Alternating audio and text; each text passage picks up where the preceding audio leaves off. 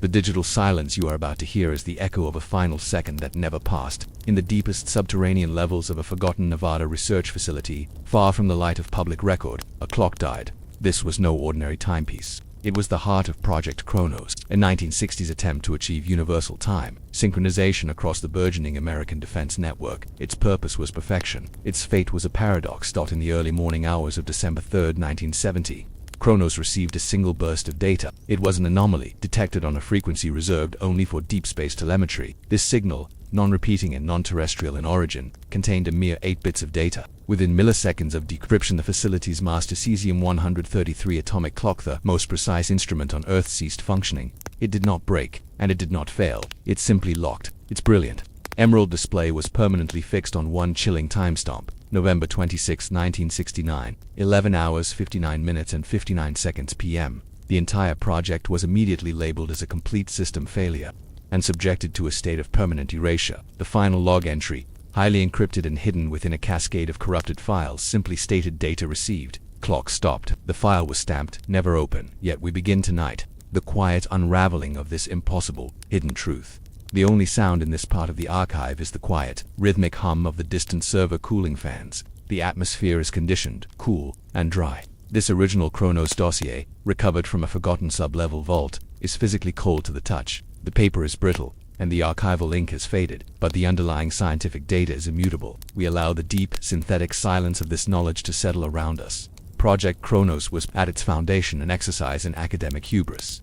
To understand its catastrophic end, we must first appreciate its impossible beginning. In the mid-1960s, the U.S. government, primarily through an early, non-military branch of ARPA Advanced Research Projects Agency, faced a crucial, non-combat obstacle: how to ensure every disparate computer system, from coast to coast, shared the exact same instant of time. This was not merely about synchronizing appointments. It was a philosophical and technical pursuit, the establishment of an absolute verifiable chronology in a world of decentralized digital data. The engineers working in the Chronos facility were not soldiers. They were physicists, mathematicians, and cryptographers obsessed with the purity of measurement. They were seeking to eliminate the tiny, microsecond discrepancies that naturally plague interconnected systems, striving for a digital reality that possessed zero latency. The facility itself was a masterpiece of insulated architecture, designed to shield its sensitive core from all external electronic and terrestrial noise. Inside, the air was still, the pressure constant, and the time, they believed, was perfect.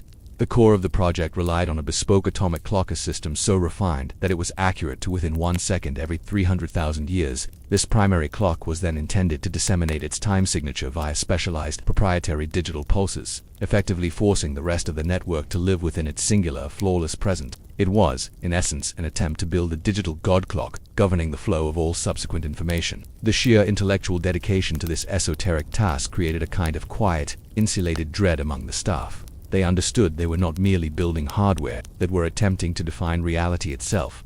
We can almost hear the faint, high-pitched static described in the archived engineering memos, the baseline noise of a system searching for perfect silence. The initial phase of Chronos involved a lengthy period of observation and calibration. The goal was to prove that absolute synchronization was achievable, even across thousands of miles of early network cabling. The datasheets from this period are characterized by a monotonous sequence of zeros and ones, representing perfect, indistinguishable time increments. This relentless pursuit of technical monotony created a powerful vulnerability. A system designed to recognize only perfect order is often the most susceptible to a single chaotic input, and that chaotic input arrived not from the ground, but from the void. The project mandate strictly forbade the use of any military satellites for synchronization testing. Chronos was meant to prove that a civilian-grade self-sustaining network could function autonomously. Yet, in the weeks leading up to the final event, the monitoring teams began to register an extremely low-powered intermittent carrier wave. It was faint, almost negligible, buried beneath the natural cosmic background radiation. It originated from a geostationary orbit that did not, according to any official US or Soviet registry of 1969, contain a functioning satellite. This was the first true anomaly they catalogued, a signal source that simply should not have existed. The project chief, documented only by the redacted pseudonym Dr. E in the surviving files, initially dismissed the wave as atmospheric interference or crosstalk from an experimental deep space probe, but the signal persisted, growing slightly more focused, slightly more organized, day by silent day. The quiet, academic work of perfecting time was slowly being contaminated by an outside, unknown influence. The deeper the engineers probed the signal, the less terrestrial its signature appeared. The year 1969 was one of great technological competence, but beneath that confidence lay a profound fear of the unknown, especially the electronic unknown. For the Chronos team, this fear materialized not in a sudden explosion or a grand disaster, but in a gradual, cold realization of their own technical isolation. They were so focused on creating perfection within their system that they failed to anticipate a perfect external disruption. The documentation from mid-November 1969 shifts perceptibly. The language in the memos moves from precise technical reporting to increasingly urgent, handwritten annotations. The engineers were not just tracking an energy source. They were listening to a deliberate, non-random signature. They had moved from asking what the signal was to asking who sent it. The analysis determined the carrier wave was modulated by a simple, repeating sequence, almost like a digital heartbeat. This sequence was meticulously logged and tested against every known encryption key, scientific probe, and early digital handshake protocol. It matched none of them. The archive files contained dozens of pages of failed decryption attempts, each signed off with a defeated initial. The cumulative effect of these failures began to erode the calm intellectual facade of the project. A sense of quiet dread pervaded the facility's sterile, fluorescent lit corridors. Imagine the cold air of the sublevel labs. It's still heavy and punctuated only by the faint, rhythmic sound of the air conditioning that kept the sensitive electronics stable. On November 25, 1969, the signal changed. It ceased the rhythmic, repeating heartbeat and transmitted a single, compressed burst of information, the 8 bits of data that would define the project's permanent end. This information was not encrypted using a known cipher. It was, according to the archive notes of the lead cryptographer, encoded using a purely structural compression, meaning the data's meaning was derived not from a key, but from its fundamental arrangement. The only way to decode it was to input the sequence directly into the Chronos master synchronization unit itself, treating it not as a message, but as a mandatory calibration update. Dr. E's final, heavily redacted log entry from that day describes the agonizing debate. They knew the risk of injecting unknown code into the system designed for absolute purity, but the scientific curiosity, the inherent drive to solve the impossible anomaly, proved too strong. They reasoned that the system was robust enough to reject non-standard input, or at the very least, flag it as an error. They were wrong. At precisely 11 hours 59 minutes and 58 seconds p.m., November 26, 1969, the Chronos team authorized the transfer of the 8-bit ghost, signaled into the master clock. The next second never arrived. The system did not reject the data. It accepted it as the final, absolute truth. The entire networked infrastructure, which was meant to define the perfect present, immediately froze. All consoles, all digital displays, all auxiliary timers, and crucially, the main cesium clock, snapped to the singular, unchanging display. 11 hours 59 minutes and 59 seconds p.m. The power remained on. The lights stayed lit. The cooling fans continued their monotonous hum. But time, for Project Chronos, had simply stopped moving. The engineers reported no surge, no smoke, no short circuit, just a sudden, profound, and absolute silence from the systems, a permanent state of suspended animation imposed by 8 foreign bits of code. The event lasted less than 1 second. Yet its temporal effect was infinite. The immediate reaction was confusion, then a chilling disbelief. Manual overrides failed. System reboots resulted in the same frozen display. The clock, designed to measure eternity, had been forced into a specific, singular past moment. The date was now stamped into the very memory of the machine. The scientific impossibility of the failure triggered an instant panic protocol, not a technical one, but a security one. Within 3 hours of the permanent freeze, the facility was isolated. This immediate response is the first clear indication that the US government understood the severity of the anomaly was not technical, but existential. Protocol Zero, a highly classified Cold War contingency plan reserved for instances of unrecoverable technical inexplicable failures involving core infrastructure, was invoked. The personnel files reveal no official transfer papers or resignations. Instead, the entire Chronos staff, physicists, cryptographers, security detail were silently and individually reassigned under indefinite, permanent non-disclosure agreements. Their lives continued, but their professional history concerning Chronos was utterly erased. No public or internal debriefing was ever logged. The building itself was completely decommissioned, its sensitive components sealed or removed, and the facility's entrance simply welded shut and covered by tons of earth and landscaping. The very memory of the project was buried alive. Imagine the sound of heavy steel doors groaning shut for the last time, sealing away the cold, hard proof of the failure. The official archive entry, the one publicly accessible through heavily vetted defense channels, is a single, concise lie. Project Chronos terminated due to budgetary realignment, effective December 1970. This cold administrative statement is the thin, transparent veil covering a profound moment of scientific defeat. The government was not concerned with money. It was concerned with the implications of the signal. If a non-terrestrial or unknown source could remotely and permanently halt the function of their most robust timekeeping instrument. The perceived control over their own digital infrastructure was an illusion. The hidden truth was that something outside their purview had proven supremacy over their definition of reality. Our archival search for the source of this encrypted cover story leads us not to high-level policy memos, but to the maintenance logs. An unaddressed ticket, dated 2 days after the freeze, notes a recurring, minor system issue, flicker in monitor bank 3, requires stabilization. This small detail, surviving the erasure, is chilling. It suggests that even after the catastrophic stop, the systems were not dead, merely locked, a flickering screen indicating a struggle against the imposed timing. The artifact itself, the master clock, was not destroyed. It was carefully sealed in a non-magnetic chamber and transferred to an undisclosed cold storage facility, catalogued under a generic non-scientific inventory number. This decision implies that the government wanted to preserve the proof of the signal's effect, even if they could not reverse it. It remains a physical monument to an impossible scientific paradox, a machine designed to measure the future, forced into a single, specific moment in the past. This brings us to the profound intellectual dread surrounding the date itself, November 26, 1969. Why this date? Why this exact second? If the signal was a random burst of cosmic noise, the resulting timestamp should have been random, but the freeze was absolute and precise. This led to the most unnerving internal hypotheses filed by the remaining analysts who cleaned up the mess-up theory, suggesting that the 8-bit signal contained data that, when processed, was functionally a command to rewind the system's chronological state to a predefined moment.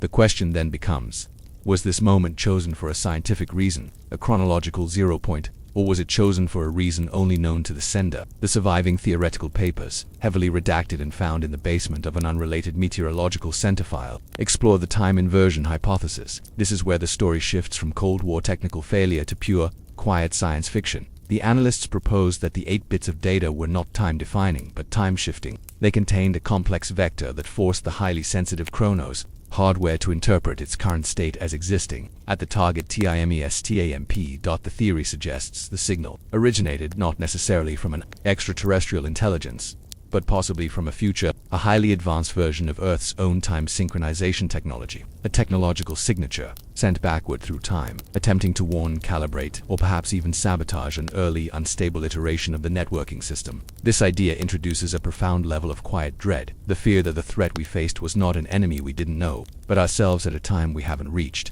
Imagine a computer monitor flickering briefly in the dim light of an empty control room, a subtle, digital glitch that hints at the fragility of our perceived reality. The core function of Chronos was to eliminate chronological error. The 8-bit signal created the ultimate chronological error, yet did so with perfect precision. It was an intentional, perfect flaw. If the signal was indeed a warning, what catastrophic event was scheduled to occur on November 27, 1969, that needed to be avoided by permanently freezing the network's perception of time 1 second prior? The classified reports offer no concrete answers, only escalating levels of scientific paranoia. The personnel records for the chief engineers involved in the final authorization are particularly haunting. Every single person was later found to have led a quiet, unremarkable life. There were no nervous breakdowns, no tell-all books, no leaks. This suggests that the non-disclosure agreements were not merely legal documents. They were perhaps enforced by profound psychological conditioning, a complete mental erasure of the memory surrounding the final seconds of Chronos. The men and women who witnessed the clock stopped were effectively forced to forget the most important technological event of their lives. This level of systematic, immediate control is why the Chronos incident maintains such high archival potential. It is the perfect modern conspiracy, a project of pure, verifiable science, shut down not by failure, but by a success that proved too terrifying to acknowledge. The success was demonstrating that the universal, shared illusion of time could be remotely and irreversibly manipulated by a source outside of national jurisdiction. Our quiet journey through the classified file ends where the most compelling evidence lies: the decaying magnetic tape reels.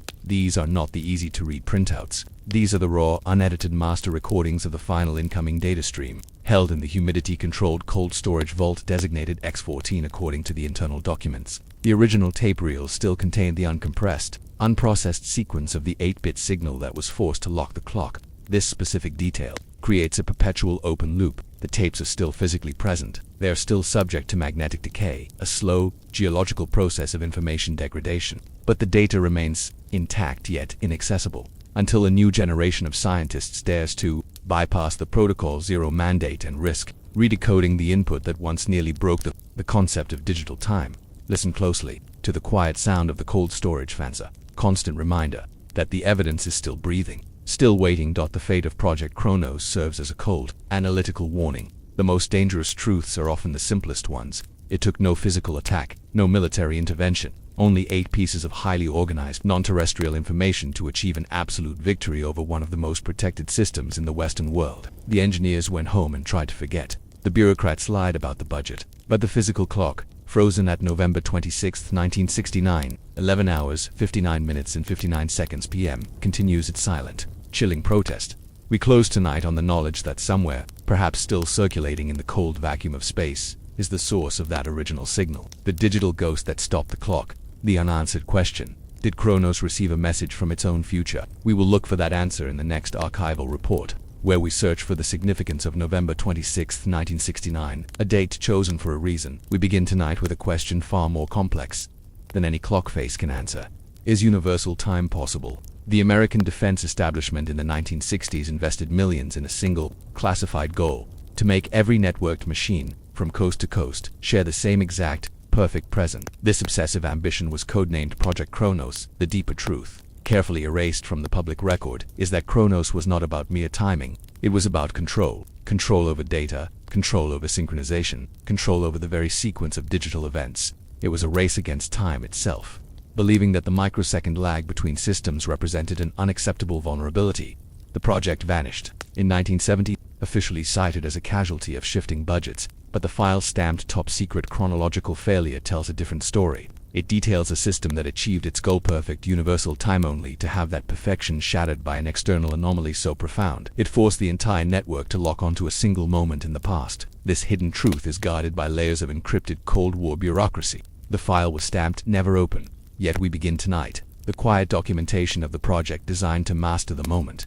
The sound in the archive room tonight is the low, distant resonance of the HVAC system circulating air through decades of paper and microfilm. This specific Chronos dossier, pulled from an iron filing cabinet in a basement annex, smells faintly of ozone and dust, the scent of forgotten, high-powered electronics. We allow the cold weight of this technological ambition to settle. The aim of Chronos was pure, cold precision. Our task is to examine the purity of its failure. The foundation of Project Chronos lay in a concept known in academic circles as chronological determinism. This school of thought, popular among early computing pioneers, held that if the precise sequence of every event could be perfectly established, all future outcomes, at least within the bounds of the network, would be predictable. Chronos, therefore, was not merely a clock project. It was an attempt to build a digitally deterministic reality. The core motivation stemmed from the limitations of existing synchronization methods. By the mid-1960s, networks relied on standardized protocols, but distance, hardware variations, and atmospheric interference meant that 2 machines in different locations could easily be operating on time that differed by several hundred microseconds. While negligible for human observation, these micro-discrepancies were unacceptable for high-speed sensitive military and scientific data exchange. A single microsecond error could lead to corrupted datasets, or worse, critical mission failure. The Chronos solution was radical: to abandon distributed timing in favor of a single, centralized, perfectly guarded source. This source was housed in a specialized, hardened facility designed to withstand physical shock and electromagnetic pulse (EMP) events. Its isolation was part of its function. We can almost visualize the dull, blue-green glow of the cathode ray tubes in the project's control room, casting long, still shadows across the steel infrastructure. The Chronos hardware was a masterpiece of analog and digital integration. At its heart was the master clock, a specialized atomic device utilizing a cesium beam, housed in a near-perfect vacuum chamber to eliminate environmental influence. The time signals generated by this device were intended to be transferred via a proprietary system of fiber optic and coaxial cables, a costly and intricate network laid across the American landscape, predating the public internet by decades. Every connection point, every repeater, was painstakingly calibrated to minimize propagation delay. The engineers were chasing the elusive zero latency. They treated every nanosecond lost as a philosophical defeat. Their internal memos, preserved on stiff, perforated paper, read more like philosophical treatises than engineering reports, discussing the nature of the perfect now and the impossibility of a truly simultaneous universe. This obsessive pursuit demanded intellectual rigor, but also fostered a dangerous kind of blindness of conviction that they're isolated. Technical perfection was immune to external variables. The team was staffed by a highly compartmentalized group. Physicists handled the atomic stability, mathematicians developed the complex algorithms for error correction, and cryptographers ensured the proprietary time signal itself could not be spoofed or corrupted. Each group operated in silent, insulated silos, contributing their piece to the whole without fully grasping the complete architectural design, a common trait in classified government work designed to prevent leaks. The entire system became a beautiful, complex machine built on trust and internal logic, leaving it completely vulnerable to an illogical, external input. The operational phase of Project Chronos spanned approximately 3 years, characterized by a relentless drive for statistical purity. The data logging was extraordinary. Every drift, every flicker, every minute thermal fluctuation was recorded, catalogued, and analyzed. The success metrics were punishingly high. A deviation of a single part per billion in the time signature was considered a failure. This pressure created an atmosphere of quiet, constant anxiety among the staff, who were fully aware they were working on the leading edge of Cold War science. The technical documentation details the construction of a unique digital messaging protocol, codenamed Absolute Vector. This vector was essentially the Chronos network's heartbeat, a burst of data intended to constantly recalibrate every linked system back to the master clock's exact measurement. The beauty of the system was its closed loop. If the atomic clock was perfect, the network, by definition, had to be perfect. The system was designed to be wholly trusting nothing outside its own measured environment. We can almost hear the soft, steady hum of the main control processor, a sound that represented absolute digital stability before the silence came. This self-referential design is the first major point of vulnerability, identified in the erased post-mortem analysis, because Chronos was designed to be impenetrable from outside interference, to reject any terrestrial signal that wasn't coded. With its internal protocols, it was structurally incapable of processing an external signal that appeared to adhere to a higher unknown logic. The engineers assumed that any outside attempt at synchronization would fail the authentication checks. They never considered a signal that would bypass authentication by acting as a command from a future authority. The archived maintenance records detail the obsessive lengths taken to shield the facility. The main vault housing the cesium clock was suspended on magnetic bearings to dampen seismic vibration. The cables ran through conduits filled with inert gas to prevent oxidation and microfluctuations in conductivity. This pursuit of physical perfection underscores the philosophical seriousness of their goal. They were attempting to freeze out the chaos of the natural world to create an artificial moment of flawless time. The paradox of the project was that the greater their success in achieving internal synchronization, the less tolerant the system became of error, and the more fragile it became to the unexpected. A system with zero tolerance for anomaly is, scientifically, the most volatile system. It can only maintain stability as long as all variables remain known. The final phase of the project, initiated in late 1969, involved deliberately introducing calculated errors into the network to test the clock's ability to instantaneously correct them. These controlled experiments were successful, reinforcing the team's confidence in the system's resilience. They believed the network could correct any internal flaw. They did not test for external, unknown truth. The transition from confident scientific inquiry to quiet, bureaucratic panic is clearly marked in the classified files by the arrival of the first unusual reports. Technical notes concerning unexplained static observed on external monitoring systems. The engineers attributed these to solar flares or equipment drift. They had built a beautiful, closed box of time, and anything outside that box was designated as irrelevant noise. The noise, however, was about to transmit a decisive message that would shatter their concept of universal, absolute time. It would prove that the moment they were trying to capture was not absolute, but entirely conditional, subject to an authority they could not even detect, much less control. The hidden truth of Chronos is that its perfection was merely an invitation for a profound, existential intervention. The pursuit of absolute, universal time requires a standard, and Chronos had painstakingly established its own internal standard. This standard was represented by a complex, constantly updated signature, effectively a classified digital fingerprint that every piece of Chronos-linked hardware recognized as the authority. The network was designed to instantly reject any time signal that did not possess this unique, encrypted fingerprint. The failure, which led to the permanent freeze, was a consequence of the system being too good at its job. The anomalous signal, the 8-bit ghost, did not try to spoof the fingerprint. It behaved as if it was the fingerprint, but from a source that should not exist. The engineer's fatal mistake, documented meticulously in the internal file stamped catastrophic event analysis, was the assumption that their encryption protocols covered the entire spectrum of possibilities. They had accounted for human enemies, but not for technological paradox.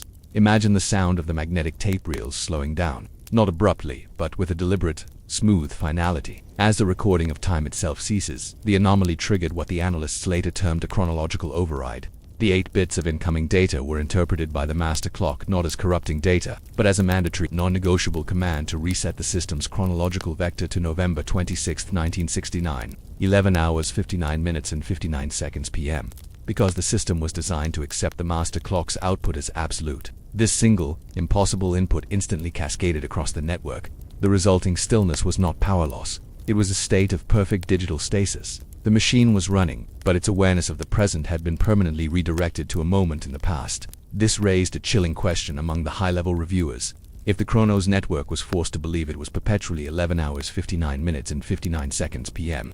on that specific date, what consequences did that temporal illusion have on the sensitive data it managed? Could an illusion of time create a real vulnerability? The immediate government response, the implementation of Protocol 0, confirmed their worst fears. This protocol, usually reserved for confirmed enemy sabotage, treated the frozen network as an active hostile presence that had corrupted the very concept of time within its sphere of influence. This action solidifies the hidden truth that the US government viewed the Chronos failure not as a scientific blunder, but as a successful, profoundly unsettling act of temporal intrusion. The attempt to rescue the project was brief and entirely unsuccessful. Engineers frantically tried to inject new authenticated time signatures into the network, but the system remained stubbornly locked on its past moment. The Chronos hardware, having been forced to accept the 8-bit signal as the ultimate universal time, now rejected all subsequent, verifiable reality as error. The ambition of Chronos, the pursuit of absolute time, was fundamentally an effort to eliminate the unknown. The engineers wanted a clock that never surprised them, but the universe, or some intelligence operating beyond the limits of their four-dimensional thinking, delivered the ultimate surprise, a moment of forced, absolute chronological determinism dictated by an external force. This event broke the project's faith in its own core principles. The internal assessment reports, meticulously gathered before the final erasure of the project, provide a glimpse into the psychological toll the event took on the Chronos team. These men and women, who had dedicated years to building a fortress of perfect time, were suddenly confronted with the knowledge that their fortress was irrelevant. The sense of betrayal was palpable, not betrayal by a rival nation, but betrayal by physics itself. The documents refer elliptically to transient perceptual confusion among the personnel immediately following the freeze. This suggests that the sudden permanent shift in the perceived universal time of the networked environment may have had subtle disorienting effects on the human mind. The physical world continued to run on normal time, but the highly focused digital reality the engineers inhabited had become fixed, a subtle, unnerving paradox that must have induced profound anxiety. Imagine the cold, almost painful metallic taste of the recycled, conditioned air in the facility, a constant reminder of the artificial, controlled environment that had just been invaded. The security protocol that followed was unprecedented in its scope. Every physical piece of data relating to the encrypted absolute vector protocol was either incinerated or sealed under layers of lead shielding. This extraordinary measure was an attempt not merely to hide the failure, but to prevent the specific methodology of the anomaly from falling into rival hands. The government was terrified that the technique's ability to freeze a powerful network at a specific historical moment could be weaponized. The artificial narrative of budgetary reasons served multiple purposes. It provided a clean, simple explanation for the sudden cessation of a high-profile project. Crucially, it disguised the catastrophic success of the hidden truth, the fact that the signal had worked exactly as intended, fulfilling an unknown external command that superseded all internal security. A budget cut suggests failure. A successful temporal intrusion suggests a threat of unfathomable power. The very physical architecture of the facility was targeted for dismantling. Sections of the specialized cable network were left buried but deliberately severed, turning the expensive infrastructure into useless copper and glass.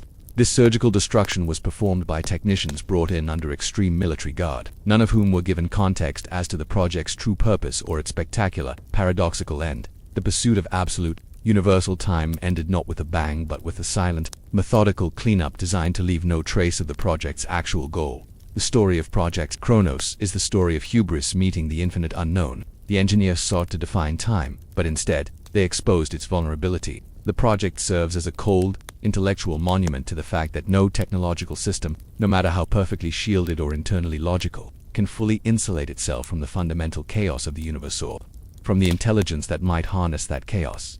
The classified file provides one final, chilling entry concerning the fate of the master clock itself. It was determined that destroying the clock was too risky. The hardware, having been the recipient of the absolute anomaly, was considered contaminated with unknown temporal data. Instead, it was simply deactivated and sealed in a deep, inert repository, its digital display forever frozen in that final second of November 26, 1969, is a constant reminder that the concept of universal time is meaningless if the governing authority is singular and fallible. Listen now to the sound of the archival cooling system, a steady hypnotic drone. It represents the endless maintenance required to simply contain the forgotten.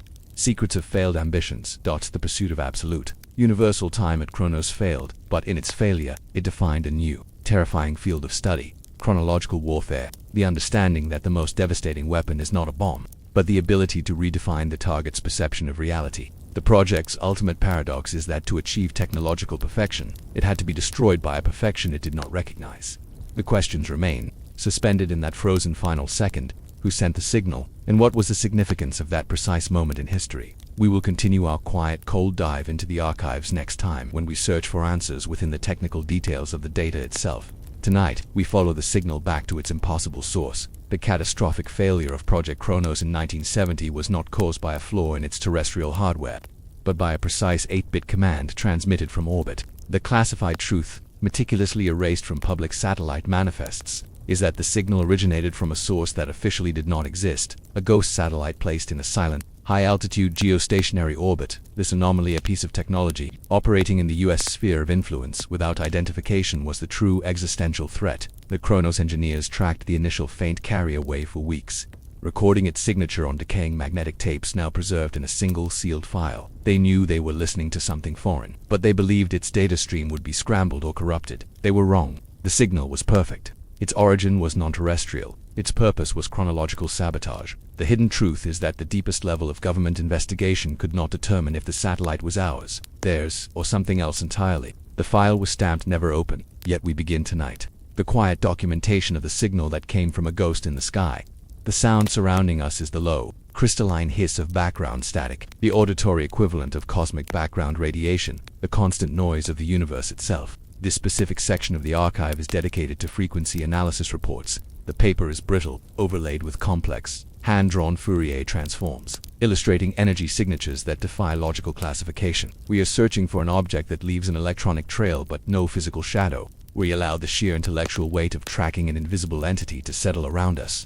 The mission of Project Chronos was to establish the purest signal on Earth, free from interference. Ironically, this required them to develop extremely sensitive monitoring equipment, tuned to detect the subtlest disruptions in the electromagnetic spectrum, particularly those coming from high altitudes. It was this vigilance that sealed the project's fate. They built a better ear than they intended. In the late summer of 1969, the Chronos monitoring team, tasked with filtering out terrestrial noise, began logging a persistent ultra-low frequency carrier wave. The wave was so faint, so cleanly modulated, that it initially resembled sophisticated ground noise. However, repeated triangulation using advanced VLF very low frequency receivers placed the source definitively in a geosynchronous arc, approximately 36,000 kilometers above the equator. The implications were immediate and chilling. Geosynchronous orbits were highly prized and meticulously tracked during the Cold War. Every object in that zone, regardless of its owner, US, Soviet, or Western European, was catalogued and monitored by both civilian and military agencies. Yet, the signal's precise orbital slot did not correspond to any registered, active satellite. This was the birth of the anomaly, a signal source that maintained orbit without bureaucratic existence. We visualize the faint, high-frequency whine that would have permeated the isolated monitoring rooms, the sound of an unwanted technological presence. The engineers, documented in the classified reports by their console numbers, for example, cryptographer 4B, telemetry analyst 7A, it spent weeks trying to reconcile the trajectory data with the official manifests. They consulted internal defense logs, cross-referenced non-public NASA projections, and even reached out, via highly secure channels, to academic observatories. Every source confirmed the spatial coordinates were occupied by nothing but vacuum. This introduced the first level of profound intellectual dread. If a satellite could maintain such a precise, stable orbit without being known, it implied either a technological leap far exceeding us, capabilities perhaps involving passive propulsion or highly advanced stealth materials, or it implied that the object was deliberately erased from every accessible record by an agency that possessed ultimate oversight, making the ghost satellite an internal threat, a deep black project forgotten even by its creators. The Chronos team shifted its focus from identifying the satellite's owner to analyzing its intent. The carrier wave was initially just a Bakuna's steady, hypnotic pulse. It carried no discernible data, acting merely as a positional marker. This lack of data made it even more unnerving. Why go to such lengths to hide a stationary object if its purpose was just to hover? The only logical answer was that its purpose was not its orbit, but its final, singular transmission. The most sophisticated technology available to Project Chronos was its ability to perform Doppler shift analysis, the measurement of tiny changes in frequency caused by the satellite's motion relative to the receiver. The data logs confirmed that the ghost satellite exhibited almost zero Doppler shift, confirming its near-perfect geostationary lock. This eliminated the possibility of it being tumbling space debris or a defunct uncontrolled craft. This was an active, stable, and highly controlled piece of technology.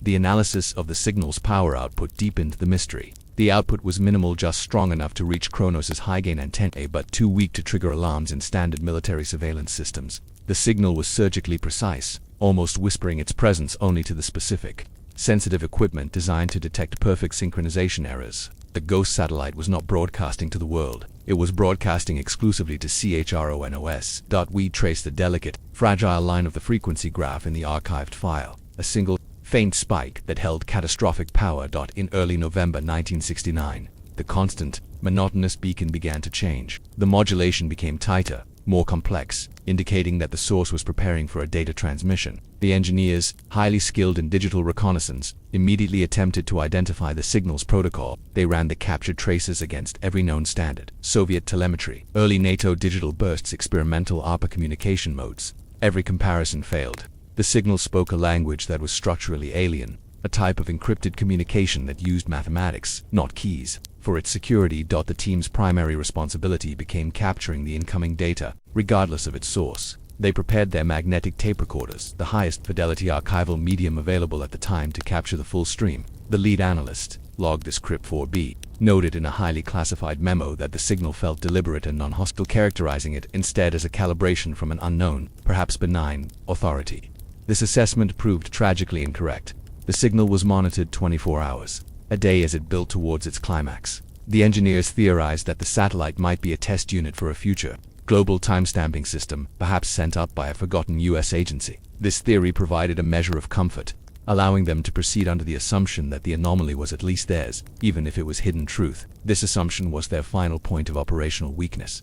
On November 25, 1969, the Ghost satellite ceased its beacon and focused its entire, minimal power output into a singular, compressed burst. This was the 8-bit payload, the message that would stop time. The burst lasted less than 1 second, but the tape reels captured every microsecond of the transmission. The engineers had the evidence. Now, they just needed to translate the language of the Ghost. The analysis team confirmed one crucial fact: the data, though structurally bizarre, adhered perfectly to the digital framing rules required by the Chronos Master Synchronization Unit. It looked, technically, like a perfect time vector update. It was, essentially, a flawless digital mimicry of the system's own language, delivered from an impossible source. That captured data was not a stream of nonsense. It was a highly organized, concise instruction. The core problem for the Chronos analysts was understanding the instruction's context. The data was structurally perfect, designed to be interpreted by the clock as a command, yet the source was utterly unreliable. This created a profound dilemma.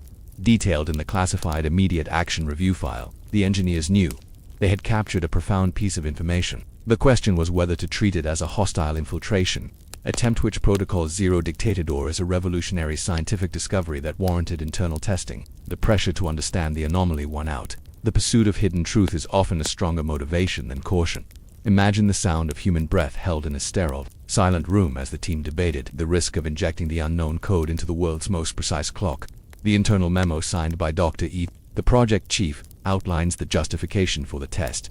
If this signal can force a calibration, it proves the existence of a higher-order physics we must document. If it fails, the system will reject it and log an error. This logic, founded on the robustness of their existing hardware, proved to be the ultimate underestimation of the Ghost satellite's power. The system did not reject the signal. It immediately submitted to it. The 8-bit payload was revealed to be a simple, an elegant sequence that translated to one digital command: set clock to time vector ye mmdd hhmmss. The time vector itself was the terrifying part. The 26th of November 1969, 23:59.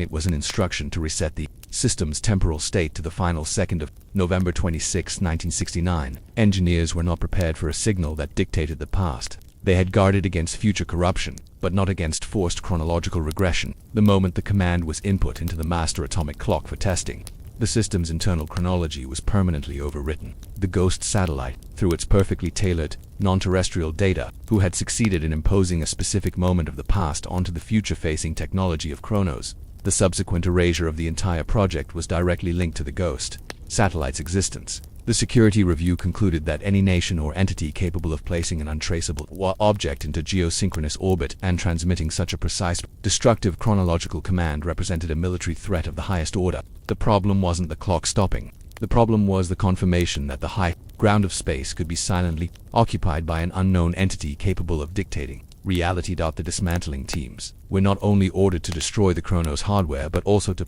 neutralize the satellite tracking data, ensuring that no subsequent inquiry would easily rediscover the ghost satellite's orbital coordinates. The most haunting documents in the Chronos file are the post-mortem memos from the analysts who managed to clean up the personnel who were not forced into immediate erasure. They were allowed to theorize, but their conclusions were marked unsupportable speculation. These theories attempted to answer the fundamental question: whose satellite was it? 3 primary theories emerged, each more unsettling than the last. The Deep Black US Project. This theory posits that the ghost satellite was an early, highly experimental stealth communications relay, funded under a classified program so secret that it operated without the knowledge of the Chronos Oversight Committee. That satellite was likely transmitting a diagnostic test using an unknown protocol, and the Chronos team accidentally acted as the target receiver. This explanation is the least frightening, but still confirms profound internal governmental dysfunction. The Advanced Adversary Theory. This suggests the satellite belonged to a nation, perhaps the Soviet Union, or a third party with access to revolutionary physics, that had achieved space stealth and temporal manipulation communication capabilities years ahead of US intelligence. The transmission was a targeted probe, demonstrating power without revealing position, a chilling form of technological dominance. The non-contemporary signal hypothesis. This is the most esoteric and unsettling. Analysts theorized that the satellite was not contemporary at all. They examined the signal's spectral purity, its almost complete lack of noise, and concluded it was produced by a technology so advanced it hadn't been invented yet. The ghost satellite, in this theory, was either a piece of highly durable future technology that drifted back in time, or, more chillingly, a temporal beacon deliberately placed by a future human civilization attempting to communicate with its past. The 8-bit command was therefore not sabotage, but a calibration intended to prevent a greater catastrophe scheduled for December 1969. We picture the grainy, blurry security footage of the control room, the subtle, digital glitch on a monitor screen just before the system locks, reflecting the instantaneous temporal shift, regardless of the satellite's origin. The government's response was uniform. The source was deemed uncontainable and its effect was deemed unrecoverable. The focus of the cleanup was on managing the paranoia the anomaly had created. The continued existence of the ghost satellite, undetectable and potentially active, meant that any subsequent US time synchronization or networking project was fundamentally vulnerable to another remote, chronological attack, the final resting place of the magnetic tape reels. The only physical evidence of the signal's purity was chosen specifically because of its isolation. Vault X14 was designed to be a permanent, unmonitored repository, allowing the data to slowly degrade over decades. This was a subtle acknowledgement that the government didn't know how to fight the signal, so they chose to let time, their original adversary, erase the proof. The quiet dread of tracking non-terrestrial data. The ghost satellite is the dread of technical impotence. The engineers of Project Chronos believed they had built an unbreachable wall around the concept of time, only to discover a window opened by an entity they could not even see. The pursuit of perfect digital control was undone by an invisible object that defined the limits of their own technological horizon. The satellite, whether a forgotten piece of classified debris or an advanced warning system, remains the key to the entire Chronos paradox. It demonstrated that synchronization is not a technical achievement. It is a point of submission. When Chronos accepted the signal from the ghost, it submitted to an absolute non-terrestrial authority. Listen now to the low, steady thump of the archival HVAC system, a rhythm that assures us of the present, yet carries the echo of the moment that was forced into the past. The files conclude with a final, unnerving reflection written by a retiring intelligence officer. We never found it, and because we never found it, we must assume it is still there. This means that the ghost satellite is likely still occupying its silent geostationary arc, patiently awaiting its next moment of communication, perhaps continuing to broadcast simple, low-power telemetry that the modern world has simply learned to filter out as noise.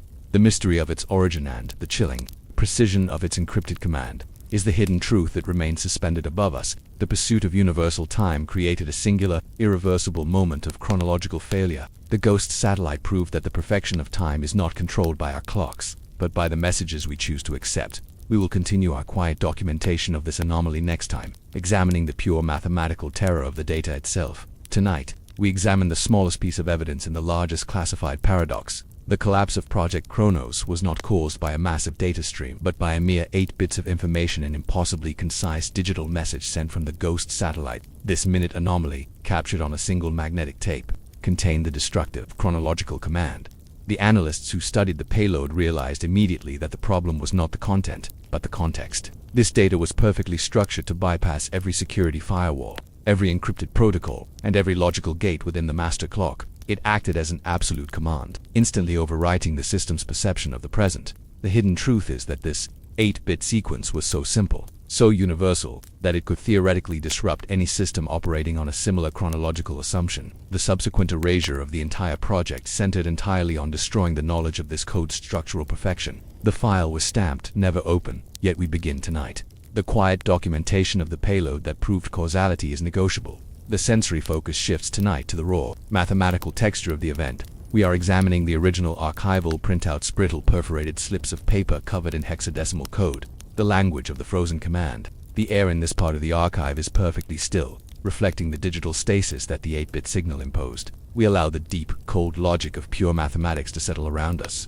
The quiet intellectual dread comes from realizing that these few simple characters represent the absolute limit of Chronos' control. To understand the power of the 8-bit payload, we must first appreciate the rigid, unforgiving architecture of the Chronos network. Its operating system was designed on the principle of linear causality. Every event must follow the next, and time corrections must always move forward. It was conceptually incapable of processing a command that instructed it to move backward in time. The payload, transmitted in a single burst on November 25, 1969, was captured on high-speed magnetic tape. The transcript, a copy of which is preserved in the classified temporal incursion analysis file, shows a sequence that was utterly minimalist. It contained 4 key components: a brief, non-standard digital header, the command instruction, the time vector data, and an immediate termination sequence. It was a complete, perfect loop, designed for maximum efficiency.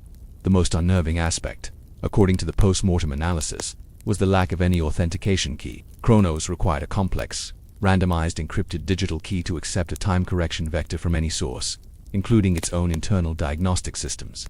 The ghost satellite's payload contained no such key. Instead, the analysts theorized, the 8-bit signal was constructed in such a way that its structural perfection served as its own key. Its adherence to the mathematical framework of the Chronos operating system was so flawless, so pure, that the system's internal logic bypassed the need for external verification. The software was told, mathematically, that the source must be absolute.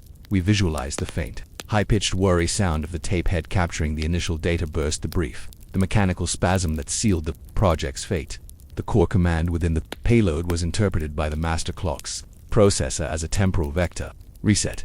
This was a previously undocumented function, a sort of theoretical master override left in the system's kernel as an intellectual exercise, never intended to be activated. The 8-bit signal found this theoretical backdoor and executed it perfectly. The time vector data was what ultimately disrupted causality. November 26, 1969, 23 hours, 59 minutes and 59 seconds. Causality, simply put, is the relationship between cause and effect, where the effect always follows the cause. By forcing the Chronos network to accept that its current state of existence was fixed at a specific point in the past, the system's logical chain was shattered. The network could no longer proceed to the next second, December 3, 1970, because it was already determined to be forever stuck 1 second before the end of November 26, 1969. The anomaly of the signal was its structural elegance. It achieved catastrophic failure through pure, minimalist design. This implied that the source, the ghost satellite, was either technologically decades ahead of the Chronos team, or operating under a completely different, mathematically simpler set of physical laws. The mathematical terror of the 8-bit payload lies in its replicability. If the structural integrity of the command was the key, it meant that the method could, theoretically, be replicated on any similar closed system that prioritizes internal chronological perfection. This was the conclusion that drove the massive security response and the erasure of all sensitive protocols. The team assigned to reverse engineer the payload, a small, highly classified unit known as the Temporal Forensics Group, spent 6 months attempting to construct a 9-bit countersignal that would force the network back to the present. Every attempt failed. The network, in its frozen state, continued to recognize the 8-bit signal as the ultimate truth and rejected all subsequent inputs as chronological errors. We traced the scratch marks on the original engineering tables, marks left by compasses and rulers illustrating the desperate, frustrated attempts to visually map the signal's logic. The problem, as articulated by the lead mathematician, was not hardware but philosophy. The system was now operating under an external, absolute command. To overcome it would require a signal of even greater structural perfection, or a signal that somehow negated the chronological premise of the first command. The task proved impossible. The team realized they were fighting against a piece of code that was, in its own context, flawless. The hidden truth hidden within the payload's time vector data November 26, 1969 also pointed towards a deliberate choice. It was not a random date, it was a precise, targeted moment. This ruled out the possibility of the ghost satellite being random debris or an accidental test flare. The signal was a calculated, chronological intrusion. The 8 bits were a digital scalpel, not a blunt force weapon. The security establishment ultimately classified the 8-bit payload not as an act of sabotage, but as a demonstration of superior chronological capacity. This sober assessment informed the need for the total erasure of Chronos. The US could not afford to let its adversaries, or the public, know that a foreign or unknown entity possessed the ability to remotely and permanently manipulate their fundamental understanding of the present. The file contains a chilling appendix detailing the hypothetical effects of replicating the 8 payload's logic on other non-Chronos infrastructure, early banking networks, air traffic control systems, and defense communication channels. The conclusion was unanimous.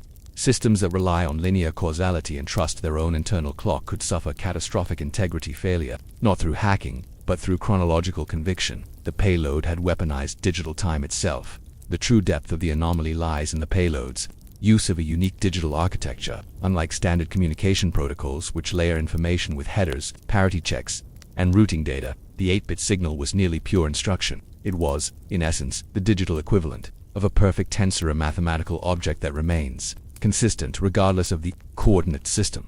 The classified analysis determined that the signal operated outside of standard binary logic, using a form of based-in encoding compressed into an 8-bit envelope. This allowed the payload to communicate complex chronological data, the 4-digit year, the month, the date, and the precise hour in an incredibly small space. This compression technique was decades ahead of its time, providing further circumstantial evidence for the non-contemporary signal hypothesis. The ghost satellite was communicating using the mathematics of the future. Imagine the sound of the air handling system in the sealed vault, a steady, hypnotic hum that provides the perfect, cool environment for the storage of corrosive secrets. The disruption of causality was immediate and systemic. The Chronos engineers were witnessing a fundamental violation of the laws that governed their digital world. For the network, because the 8-bit signal was now followed by, in effect, the permanent fixation on a moment 1 year in the past. Every piece of data subsequently processed by the Chronos mainframes was time stamped with November 26, 1969. Future data was retroactively assigned to the past, creating an impossible logistical knot. This posed a nightmare scenario for data integrity. The network's core purpose was to ensure data was received and acted upon in the correct sequence. The 8-bit payload caused the hidden truth to emerge. The sequence had become meaningless. A command issued in 1970 was logged as occurring before a command issued in 1969. The chronological integrity was utterly destroyed, replaced by an absolute non-negotiable illusion of the past. The erasure of the project was therefore a necessary quarantine. The government needed to isolate the corrupted data and the vulnerable hardware before the chronological poisoning could spread to adjacent, less shielded systems. The fear was not just of the military application of the payload, but of the philosophical destabilization it represented. If time is not linear, then how can any digital contract, defense strategy, or logistical schedule be trusted? The only physical proof of the signal's purity is the magnetic tape reel, now decaying slowly in cold storage vault X14. These tapes contain the 8 bits in their raw, uncompressed, unanalyzed state. They are a time capsule of perfect, destructive mathematics, held hostage by the forces of entropy. The simple fact that the tapes survived the classified purge is the greatest anomaly of all. The attempts by the temporal forensics group to create a countersignal are detailed in a single, surviving encrypted logbook. The logic behind their countermeasures was simple. If the system responded to absolute perfection, they must send a signal that was more perfect, or mathematically contradictory to the original command. They attempted to send a temporal nullification vector, a signal designed to wipe the internal clock memory to zero. This failed. They tried to transmit an absolute forward vector, forcing the clock to jump ahead 100 years. This also failed. The network was so perfectly fixed by the 8-bit payload that it rejected every subsequent input as illogical noise. The code had created a kind of digital black hole, where all subsequent chronological data was drawn into the gravitational pull of the November 1969 TIMS to AMPT. We pictured the forensic analysts staring at the terminal screens, watching the digital times flicker briefly to a new data microsecond of hope, only to snap back instantly to November 26, 1969, 23 hours 59 minutes and 59 seconds. The human reaction to the code, recorded in the psychological assessment files, is equally haunting. The cryptographers who first analyzed the payload described the sequence as unnervingly beautiful. They understood the mathematics instantly, even if they could not decode the context. They recognized a level of structural elegance that transcended the messy, improvised programming of their own era. This appreciation of the hostile signal's perfection is perhaps the greatest tragedy of the Chronos team. They were destroyed by the very beauty they sought. The classified review explicitly states that the project was shut down because the 8-bit payload provided a clear pathway for non-terrestrial or future systems to impose chronological control over sovereign data networks. The sheer fear of this realization led to the extreme administrative measure, the permanent silencing and erasure of all personnel associated with the payload's analysis. The concept of a weaponized anomaly was then enshrined in high-level defense protocols. It was understood that the next war might not be fought with hardware, but with carefully crafted, minimalist digital commands, designed to disrupt causality and destabilize the opponent's perception of their own operational timeline. The simplicity of the 8-bit payload remains a testament to this frightening truth. The final official conclusion regarding the 8-bit payload, the signal that disrupted causality, is deliberately vague. It states only that the data was non-recoverable and structurally anomalous. This careful wording maintains the hidden truth while satisfying the requirement for an official report. It avoids admitting that the code was perfectly functional and that its effect was intentional. The payload, small as it was, represents the final decisive moment of the Chronos narrative. It is the pinpoint cause of the massive resulting effect. It is a lesson in digital minimalism. The most potent forces are often those that are the most concise and the most elegant. 8 bits were enough to permanently fix the reality of a multi-million-dollar project. Listen now to the quiet, rhythmic click of the archival preservation unit, a mechanical reassurance that even though the digital time was disrupted, the physical world continues its slow, steady march forward. The payload remains, symbolically, the greatest danger in the archive. It is the unexploded ordnance of the Chronos incident. If the magnetic tapes were ever recovered and the code deciphered by a new generation of scientists, the possibility of the temporal vector reset command being re-executed on a different, modern network would again pose a threat to causality itself. The simple, elegant math of the anomaly has an eternal half-life. We close tonight with the 8 pieces of code echoing in the vast, cold space of the archive. The signal that proved digital time is merely a shared, temporary consensus, vulnerable to a single, perfect command. Tonight, we examine the chilling physical proof of the Chronos incident, the atomic clock artifact. This piece of hardware, once the world's most accurate timekeeper, is preserved in a sub-level vault, not as a working machine, but as a monument to a perfect, impossible failure. After receiving the 8-bit payload, the clock did not break. It simply locked its brilliant digital display onto a single, specific past moment. The internal log is the most classified piece of documentation, describing the immediate, desperate attempts by engineers to force the clock back into the flow of time. All failed. The device remains chemically and mechanically sound, yet digitally inert. This anomaly, a physically perfect machine fixed to a digital past, is the hidden truth of the project. The clock's display, once encrypted by the project's own protocols, now simply displays the date of its chronological death. The file was stamped, never open, yet we begin tonight. The quiet documentation of the clock that refuses to tick forward. The sound in the vault is a near absolute silence, disturbed only by the low, precise thrum of the environmental stability systems designed to prevent chemical decay. The air is cool, dry, and heavy. The clock itself is sealed behind several layers of clear, thick polymer, giving it the appearance of a museum piece. Except that its story is too dangerous for public view, we allow the deep, cold paradox of this artifact to settle around us. A machine built for the future, permanently fixed in the past. The master clock of Project Chronos was not just a component. It was the physical embodiment of the project's ambition for absolute, universal time. It was a cesium beam standard, a device that measures time by counting the precise microwave frequency of the energy required to change the spin state of cesium-133 atoms. This process is inherently stable, impervious to nearly all terrestrial interference, and accurate to within fractions of a second over millennia. The fact that such a robust, precise instrument could be instantly and permanently frozen by a mere 8 bits of data is the ultimate proof of the payload's disruptive power. The physical components, the magnetic coils, the vacuum chamber, the cesium reservoir all remained functional. The clock was still counting the atomic transitions, but its digital output system had been fundamentally corrupted by the time vector reset command. The machine was measuring time correctly, but reporting it incorrectly and irreversibly so.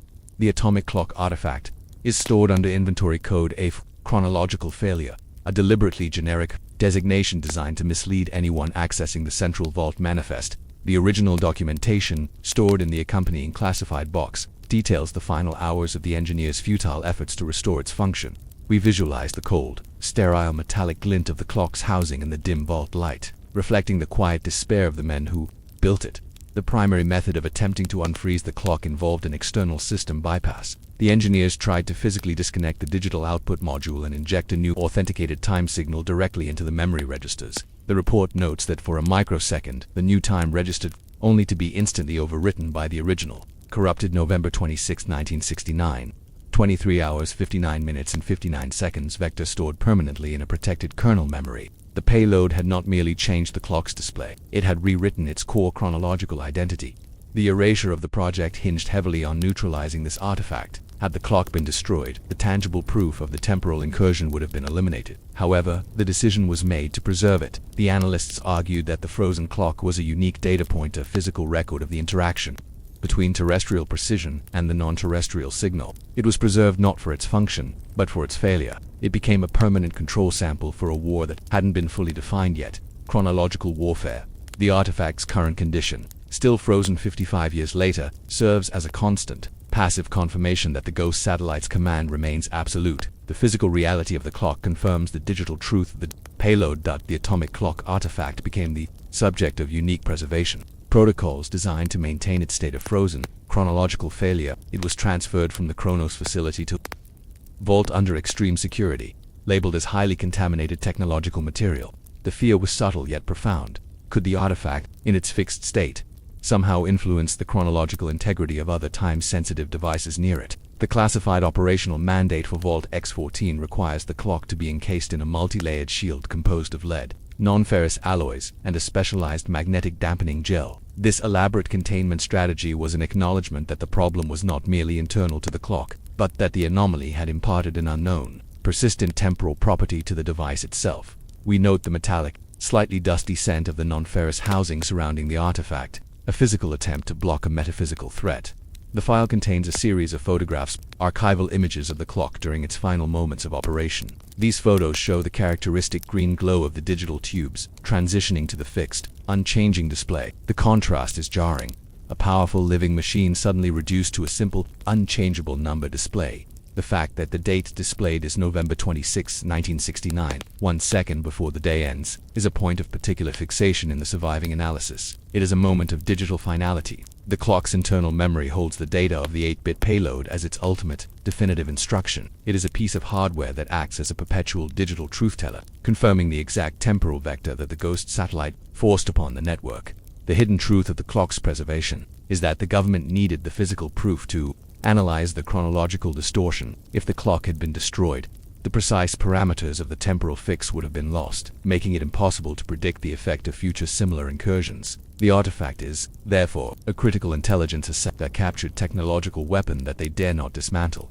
The maintenance logs for the artifact are sparse. They note only biannual power checks and environmental monitoring. Crucially, every power cycle results in the exact same outcome. The clock powers on, initializes, and instantly displays November 26, 1969, 23 hours 59 minutes and 59 seconds. The command is hard-coded into the system's deep memory, impervious to standard resets or power interruptions. It is a permanent digital scar.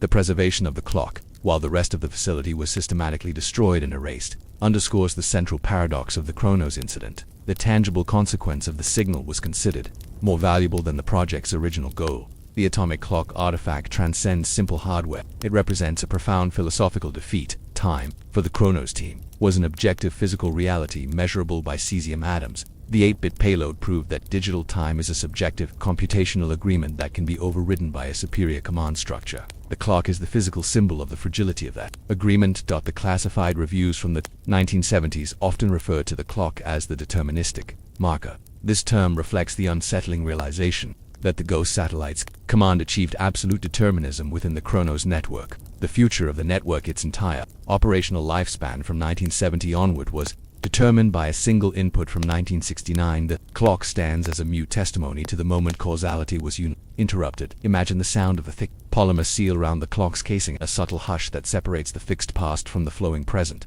The anomaly is sustained by the simple fact that the software architecture of the clock, designed for absolute fidelity, was incapable of doubting the perfect mathematical input of the payload. It accepted the past state as the current truth. The artifact, still frozen 55 years later, challenges our fundamental reliance on digital times. If the most accurate clock in the world can be forced to lie with perfect conviction, what trust can we place in the time reported by any networked device? The file details the theoretical tests conducted on the artifact before its final sealing. These tests involved bombarding the clock with various known frequencies and electromagnetic pulses. The hypothesis was that a massive, intentional digital disruption could shake loose the corrupted memory. Every attempt failed. The integrity of the encrypted payload command held firm, proving that the chronological fix was not superficial, but deeply embedded in the system's kernel architecture. The decision to keep the clock powered down in the vault only running minimal systems for environmental stability was a precaution against further temporal contamination. While powered, the clock was still broadcasting the November 26, 1969 time vector across its internal,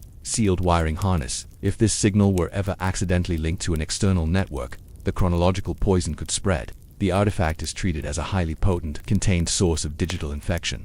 The longevity of the temporal fix is the most chilling detail. 55 years of technological progress, new operating systems, and computing revolutions have done nothing to alter the clock's display. It is a machine immune to the passage of time, frozen by a signal that came from outside the timeline. The fundamental contrast inherent in the atomic clock artifact is the tension between the physical and the digital. The clock's physical mechanism, the cesium beam standard, continues to function with perfect mechanical precision. It continues to measure the 9,192,631,770 cycles per second required to define the second. In the physical realm, the clock is ticking forward through 2025. However, its digital interface, the part that communicates time to the network, is irrevocably stuck in 1969. The anomaly is that the digital layer, the software interface, has been permanently subordinated to the 8-bit payload command. This separation between the physical truth, the cesium count, and the digital report, the frozen display, makes the artifact a critical case study in the vulnerability of modern chronological systems. The classified post-mortem analysis concluded that the designers of Chronos made one critical error. They made the digital reporting system the ultimate arbiter of time for the network, effectively granting the software power over the physical reality it was meant to merely report. The Ghost satellite exploited this flaw. We picture the grainy microfilm image of the control panel, showing the constant, steady input data from the cesium chamber contrasted against the single, immovable output date on the display.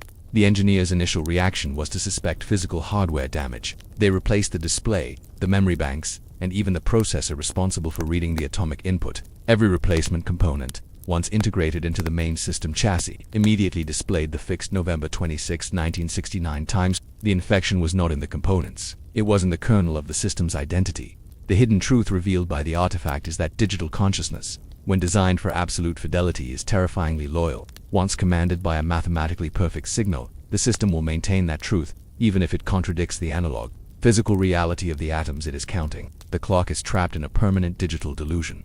The storage vault, therefore, is not just protecting the world from the clock, it is protecting the clock from the world. Outside the heavily shielded vault, time progresses normally. Inside, the atomic clock artifact holds a piece of 1969 suspended in the present.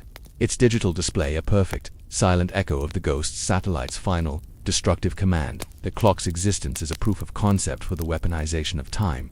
The story of the atomic clock artifact, still frozen 55 years later, is a testament to the longevity of a perfect digital command. It remains the most potent, tangible piece of evidence of the Chronos incident, a silent, persistent record of the moment when a perfect scientific system was forced into chronological defeat. The clock serves as a permanent reminder that the stability of our technological world rests upon shared, fragile agreements about time.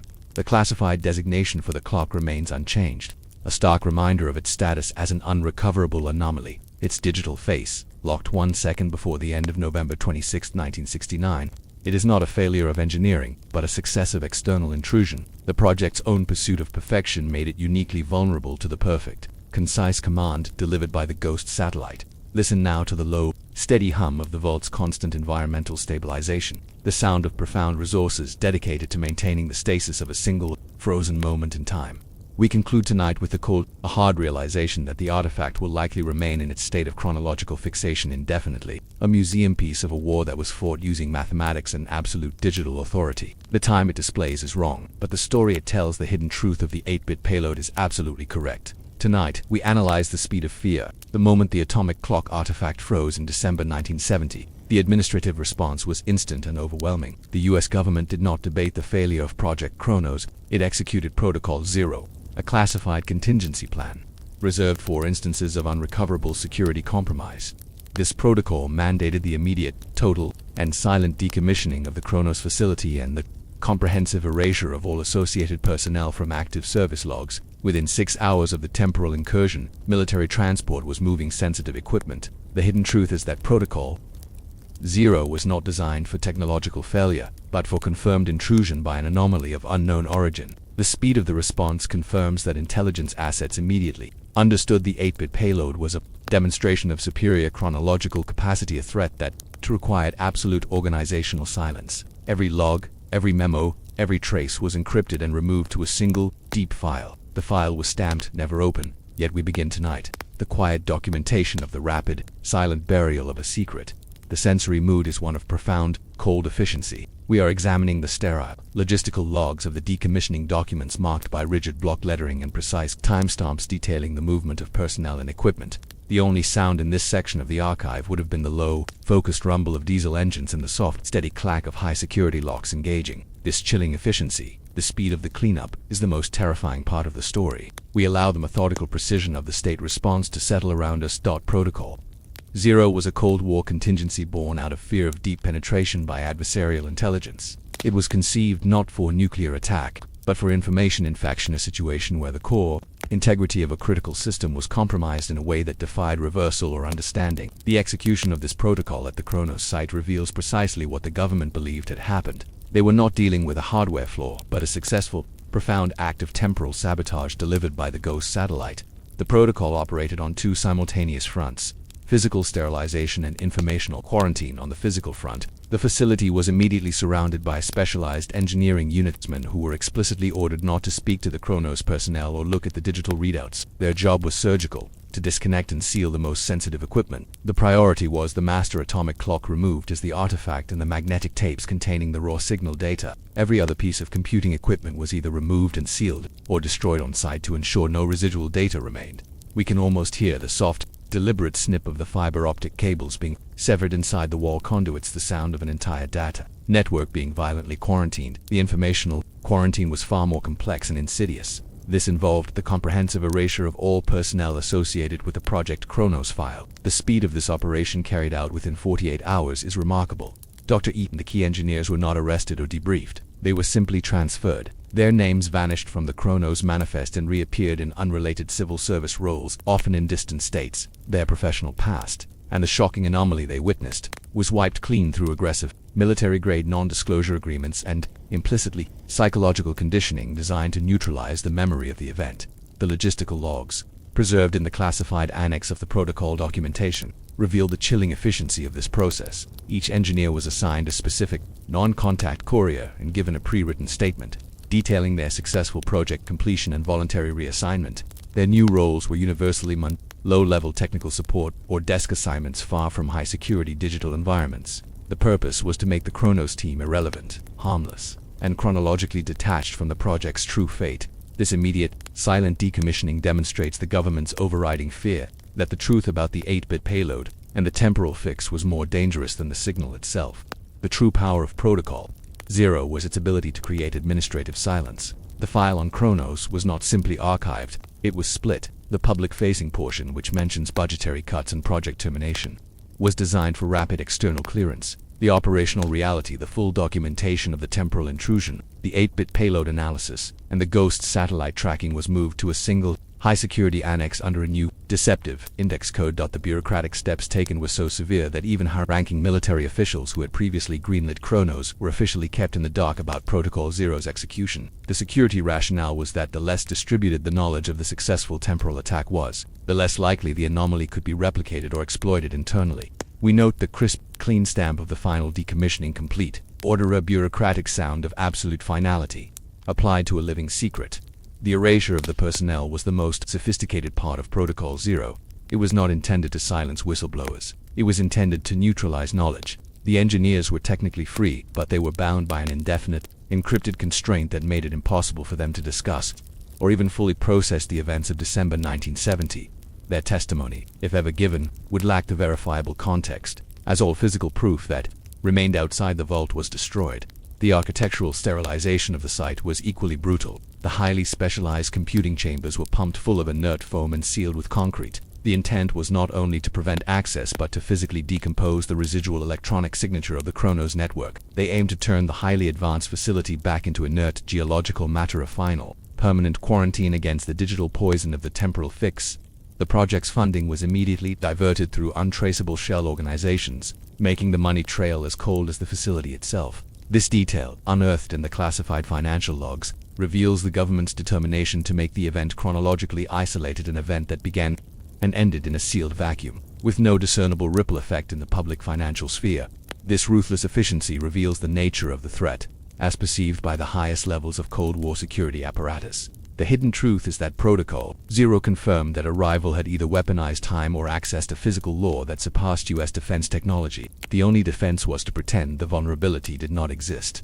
The removal of the atomic clock artifact was the center of the Protocol Zero execution. This operation required highly specialized, shielded containers, not to protect the clock, but to shield the surrounding environment from the clock's contaminated chronological state. The logistical logs detail the transportation route, which involved a deliberate, complex detour through sparsely populated, geographically isolated areas. The transport crew was kept in total ignorance of the contents of the specialized magnetic container. They were given clearance codes for carrying sensitive meteorological testing equipment, a subtle lie designed to maintain the administrative silence surrounding the event. This constant masking and misdirection ensured that even the most immediate, critical logistical actions were cloaked in layers of disinformation. Imagine the muffled thud of the shielded container being lowered into the sublevel vault, a sound that signifies the permanent relegation of the truth to darkness. The rationale for the silent decommissioning was profoundly philosophical. By acting instantly and without public disclosure, the U.S. government sought to control the narrative of causality. If the public believed Chronos failed due to budget, then the cause of the failure was human and manageable. If the public learned the truth that a foreign signal disrupted causality's a psychological effect on a nation built on technological progress would be catastrophic. Protocol Zero was designed to preserve the illusion of national chronological control. The postmortem reports, accessible only via complex encrypted access keys, emphasized the need to erase the specific nature of the 8-bit payload's interaction with the clock's kernel. The primary fear was not of the physical code, but of the methodology, the technique of using structural perfection to override authentication. This methodology was deemed too dangerous to remain in any non-quarantined system file. The anomaly of the Chronos freeze the clock being fixed at November 26, 1969 had to be neutralized, and since the temporal fix was permanent, the only option was administrative neutralization. The project, and its scientific evidence, was declared non-existent. This act of bureaucratic violence against the truth is the most enduring legacy of Protocol Zero. The project site itself was physically returned to its natural state within 6 months. Topsoil was replaced, landscaping was completed, and the coordinates were designated as part of a low-grade geological survey area. The hidden truth was literally buried beneath a layer of mundane, verifiable reality, cementing the project's transition from a high-tech facility to a geographical NAN-entity. The long-term effects of Protocol Zero on the Chronos engineers are documented only through peripheral service records. These records show that the men and women lived quiet, often isolated professional lives. The psychological assessment contained in the classified annex suggests that the erasure was highly effective, fostering a low-grade, constant sense of intellectual dislocation among the former staff. They knew they had done something vital, but the administrative record rendered their knowledge meaningless. The success of the silent decommissioning hinged on the thoroughness of the archival protocols. All physical documentation, lab notebooks, magnetic tapes, consolidated into a single master file, then immediately subdivided and dispersed across 3 separate, geographically distant, deep storage vaults. This dispersion was a defense against a targeted leak or attack. No single breach could reveal the entire truth about the temporal anomaly. We picture the final shot of the control room.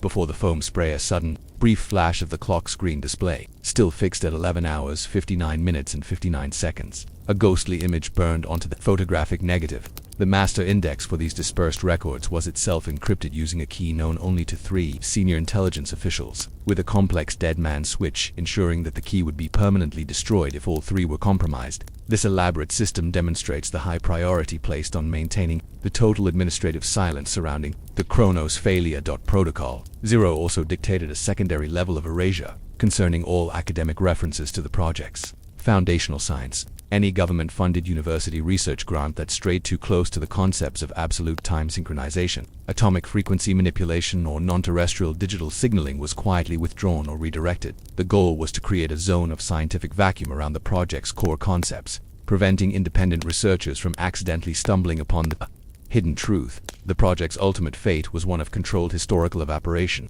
It did not end. It was simply scrubbed from the historical timeline. The immediate, silent decommissioning was, in essence, an attempt to use bureaucratic procedure to nullify the chronological effect of the ghost satellite's attack by pretending the event never happened.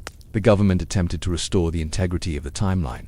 The story of Protocol Zero, the immediate, silent decommissioning, serves as the definitive administrative conclusion to the Chronos incident. It is the perfect case study in how the state manages an unmanageable truth not through brute force, but through cold, surgical silence. The speed and thoroughness of the operation confirm the severity of the threat posed by the 8-bit payload and its subsequent fixation on the atomic clock artifact. Of the chilling legacy of Protocol Zero is the realization that the most effective way to bury a secret is to make the people who know it chronologically irrelevant.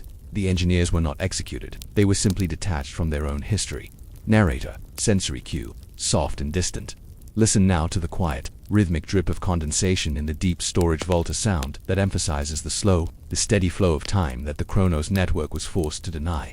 The success of the silent decommissioning is why the entire affair remains a hidden truth to this day. The government demonstrated that it prioritized the illusion of control over the documentation of reality. The frozen clock and the dispersed encrypted file remain the only true witnesses to the moment causality was disrupted. We conclude tonight with the cold, administrative facts of the Chronos burial. The site is quiet, the personnel are dispersed, and the final paper trail is intentionally fractured. The only thing that survives with its integrity intact is the lie tonight.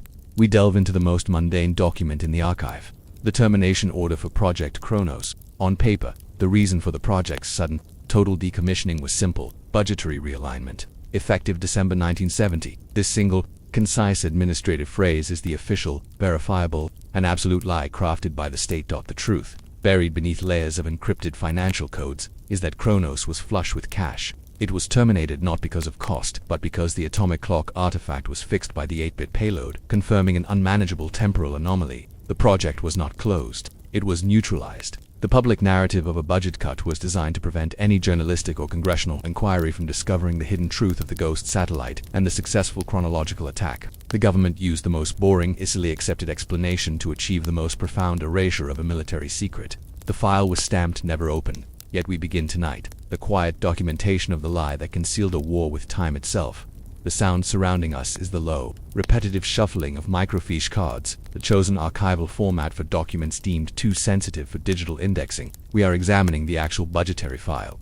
Dry gray ledger sheets covered in dense columns of numbers. The atmosphere here is cold, dry, and heavy with the scent of old cellulose. The sheer volume of numbers is meant to induce intellectual fatigue, masking the single, crucial line of text that served as the final deception. We allow the meticulous, cold precision of government accounting to settle around us. The choice of budgetary realignment as the official cause of death for Project Chronos was an act of administrative genius. During the late 1960s and early 1970s, military and scientific research budgets were in constant flux, subject to congressional review and evolving priorities. To state that a project was cancelled due to cost was believable, non-controversial, and virtually impossible to audit without high-level internal security clearances. It was the perfect cloak for the execution of Protocol Zero. The classified internal memos, cross-referenced with the public-facing budgetary file, show a staggering deception. Just 2 weeks before the temporal incursion, Chronos had received a new appropriation, a multi-million grant approved for Phase 4 development, temporal synchronization redundancy.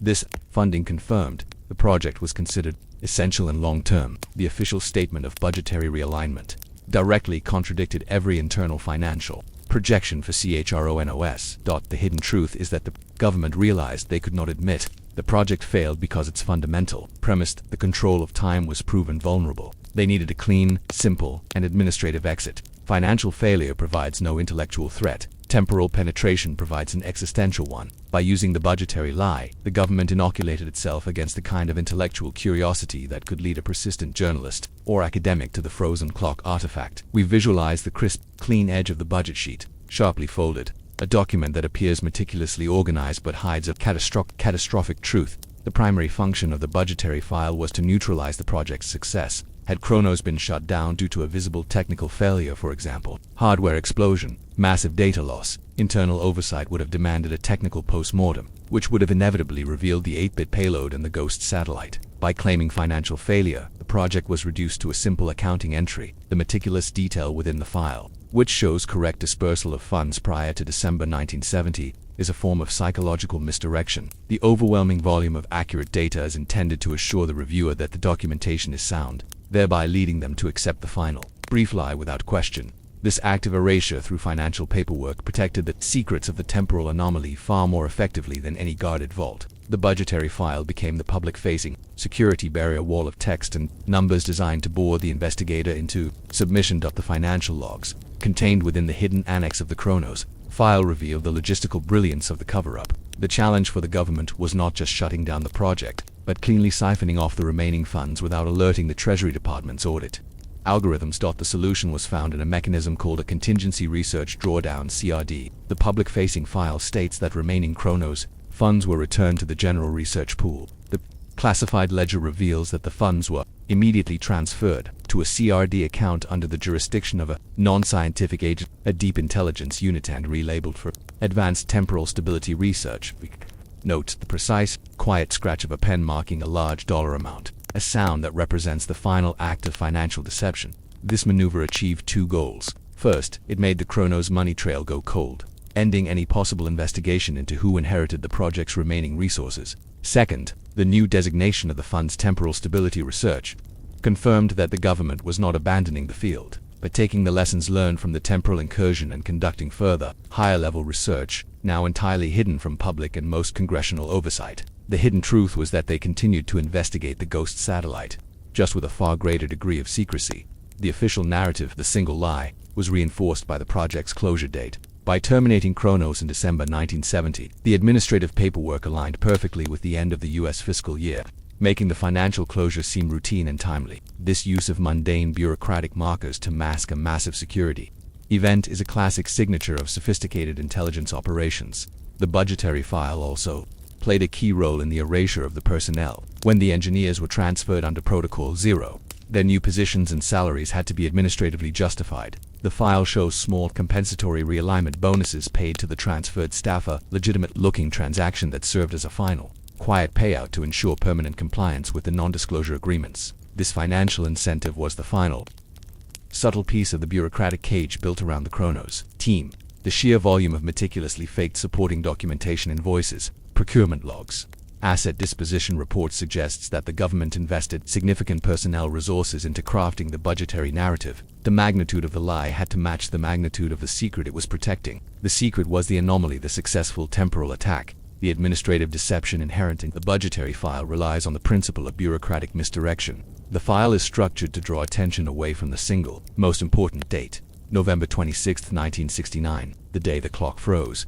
The official termination notice is dated December 1970. The gap of over a year serves to administratively sever the cause, the temporal incursion, from the official effective termination. By delaying the official closure, the government created a plausible gap during which they could claim the project was winding down operations due to cost overruns. This fabricated chronology ensured that no casual reviewer would connect the funding cessation to the instantaneous, spectacular failure of the atomic clock artifact. Imagine the sound of paper being meticulously slid into a protective plastic sleeve, a gesture of cold, administrative finality applied to a lie. The internal file contains a highly classified memo from the controller's office detailing the exact methodology for this delay. The memo refers to the period between December 1969 and December 1970 as the administrative fog. This was a deliberate period of slow-walking bureaucratic processes, designed to allow the personnel erasure and the physical decommissioning to occur quietly, while the budgetary documentation caught up.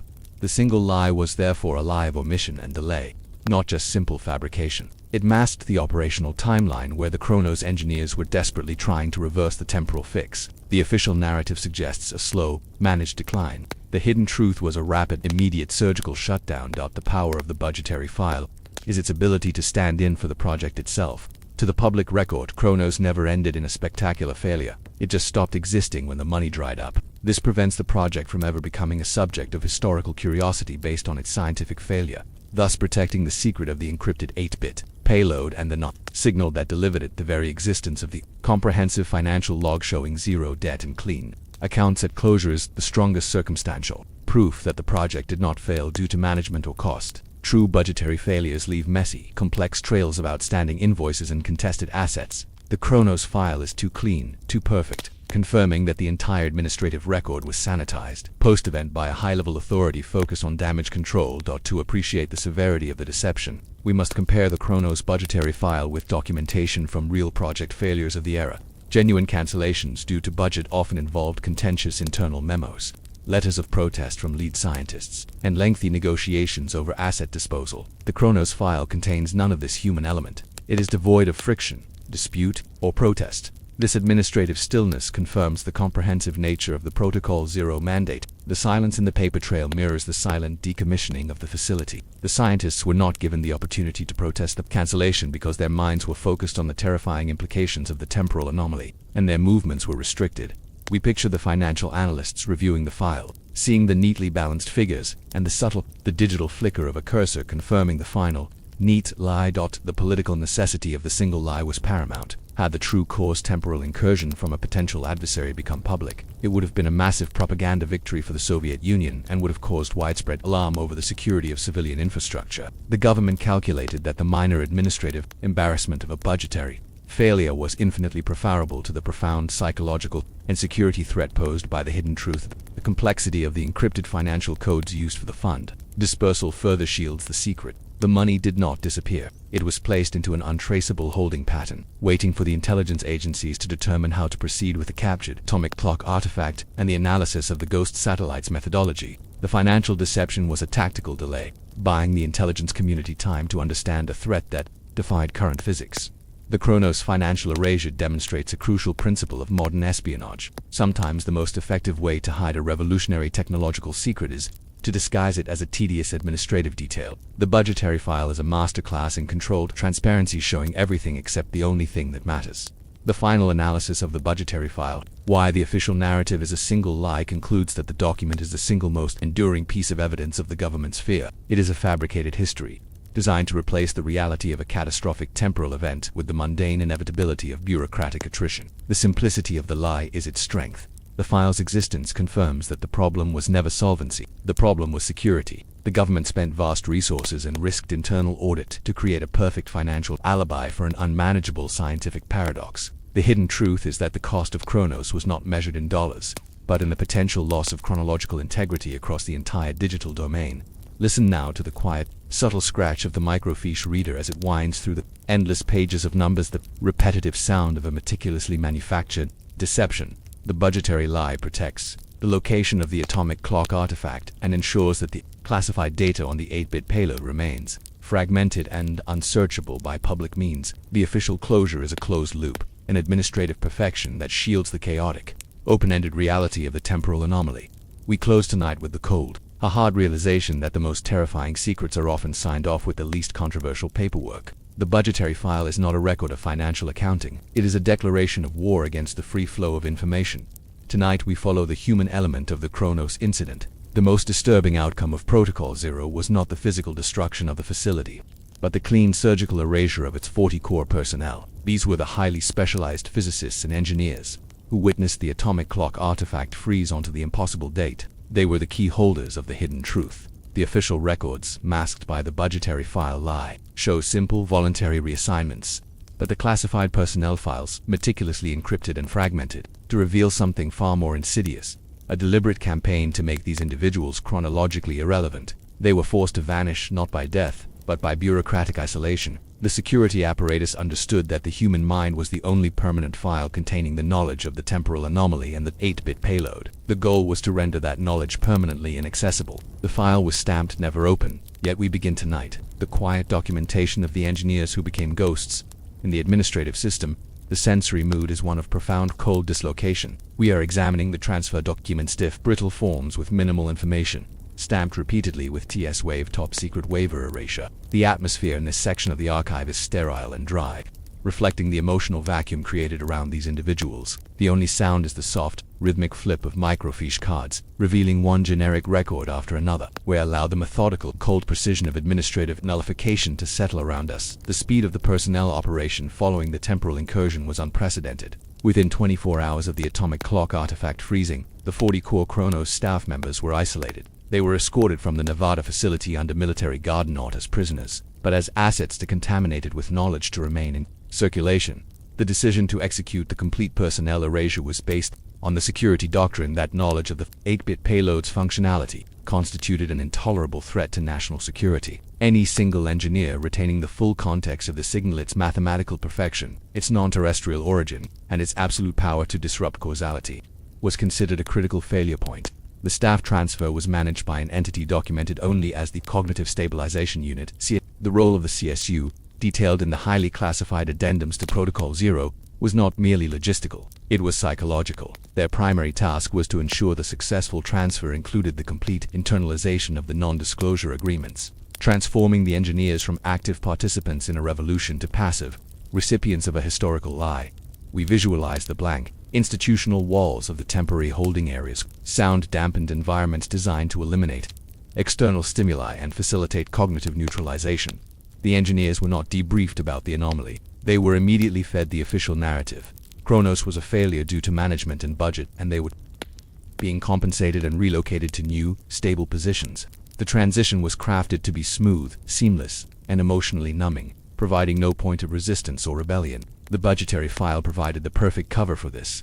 Administrative forced vanishing. The destinations were carefully chosen. The engineers were dispersed widely across the United States, never clustered in groups larger than 2, and always placed in agencies or departments that had zero exposure to cutting-edge digital or chronological science. Cryptographers were assigned to inventory control. Physicists were assigned to environmental impact assessments. The goal was intellectual quarantine to make their specialized knowledge utterly obsolete in their new professional environment. This technique of bureaucratic isolation is the hidden truth of the transfer. By eliminating the context and the audience for their secret, the knowledge the engineers held became, effectively, meaningless. A profound truth locked inside a mind with no means of expression or verification is a secret neutralized. The classified file on the CSU confirms the purpose was decontextualization. The personnel erasure was designed to leave a paper trail that led nowhere, a collection of administrative dead ends. The original Chronos employment records were never truly destroyed. They were merely cloned, encrypted, and then scattered across multiple agency archives, deliberately mixed with the records of thousands of genuine, non-controversial transfers. A dedicated team of archival specialists was tasked with creating this a process detailed in the classified Operation Chronological Fog report. This operation involved backdating transfer orders and fabricating intermediate agency approvals, making any attempt to trace the 40 engineers backward through the system an exercise in monumental frustration. A casual investigator hitting the public-facing budgetary file would confirm the project ended, and the subsequent personnel record would simply confirm generic reassignment. We trace the faint, irregular margin on the transfer slips, the subtle sign of paperwork handled quickly, and without the usual bureaucratic care.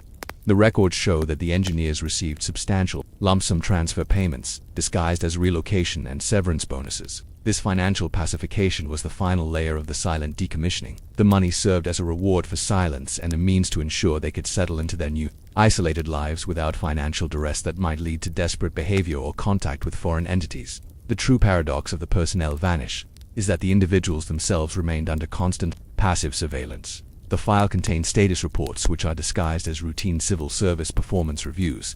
These reports, however, focus less on their work quality and more on their social habits, contact with former colleagues, and any attempts to engage with chronological or computational physics research. The surveillance was quiet, distant, and non-intrusive, designed solely to ensure the secret remained buried. The isolation was enforced through carefully managed digital and physical barriers. Former colleagues were systematically discouraged from maintaining contact through subtle administrative means, denied security clearances in new locations, geographically separated, and constantly monitored for email or telephone contact. The engineering community was effectively told, without explicit verbal confirmation, that the Chronos team was contaminated.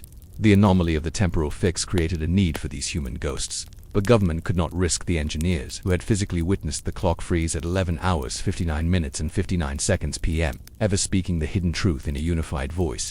The destruction of the network was not enough. The memory of the network had to be isolated and rendered inert. The long-term psychological reports on the transferred engineers revealed the quiet tragedy of the Personnel Vanish. These were individuals at the peak of their intellectual capabilities, working on revolutionary science. Their reassignment to trivial, non-challenging roles resulted in pervasive low-grade intellectual distress, a condition documented with chilling objectivity in the CSU reports. The psychological theory behind this maneuver was simple. Brilliant minds deprived of their intended work will turn inward, finding no external means to validate their secret knowledge. The erasure was not just administrative. It was intellectual castration. Their highly veiled understanding of the non-terrestrial signal and the system's temporal flaw became a burden they could not share, leading to subtle depression and detachment.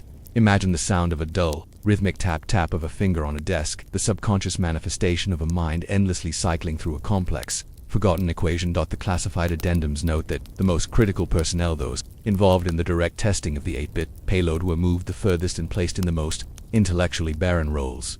Dr. E, the project chief, was reportedly assigned to manage the inventory of spare parts for government fleet vehicles in a remote Midwestern depot. His vast knowledge of atomic physics and chronological vectors was reduced to counting wrenches and tires. This was a deliberate act of professional cruelty, ensuring his intellectual voice was permanently neutralized. The hidden truth is that the government feared the elegance of the secret more than its dissemination. They knew the payload was mathematically beautiful, and they feared that beauty was contagious. The engineers who understood the math were therefore the most dangerous and required the most comprehensive erasure from the scientific community. The families of the transferred staff were given an equally sanitized narrative. They were told of a sudden, necessary reorganization and promotion, often accompanied by a substantial, final compensation package. This stabilized the home environment, preventing the family unit from becoming an unintentional source of a security leak. The administrative shield was complete. The financial lie protected the project, and the family lie protected the individual's silence. The file on the CSU concludes that the Personnel Vanish was a 95% success rate, noting that only 2 engineers made significant, verifiable attempts to reconnect with their past research, both of whom were immediately subjected to administrative review and further geographical isolation. The system was designed to correct, ensuring the anomaly of the temporal intrusion remained silent.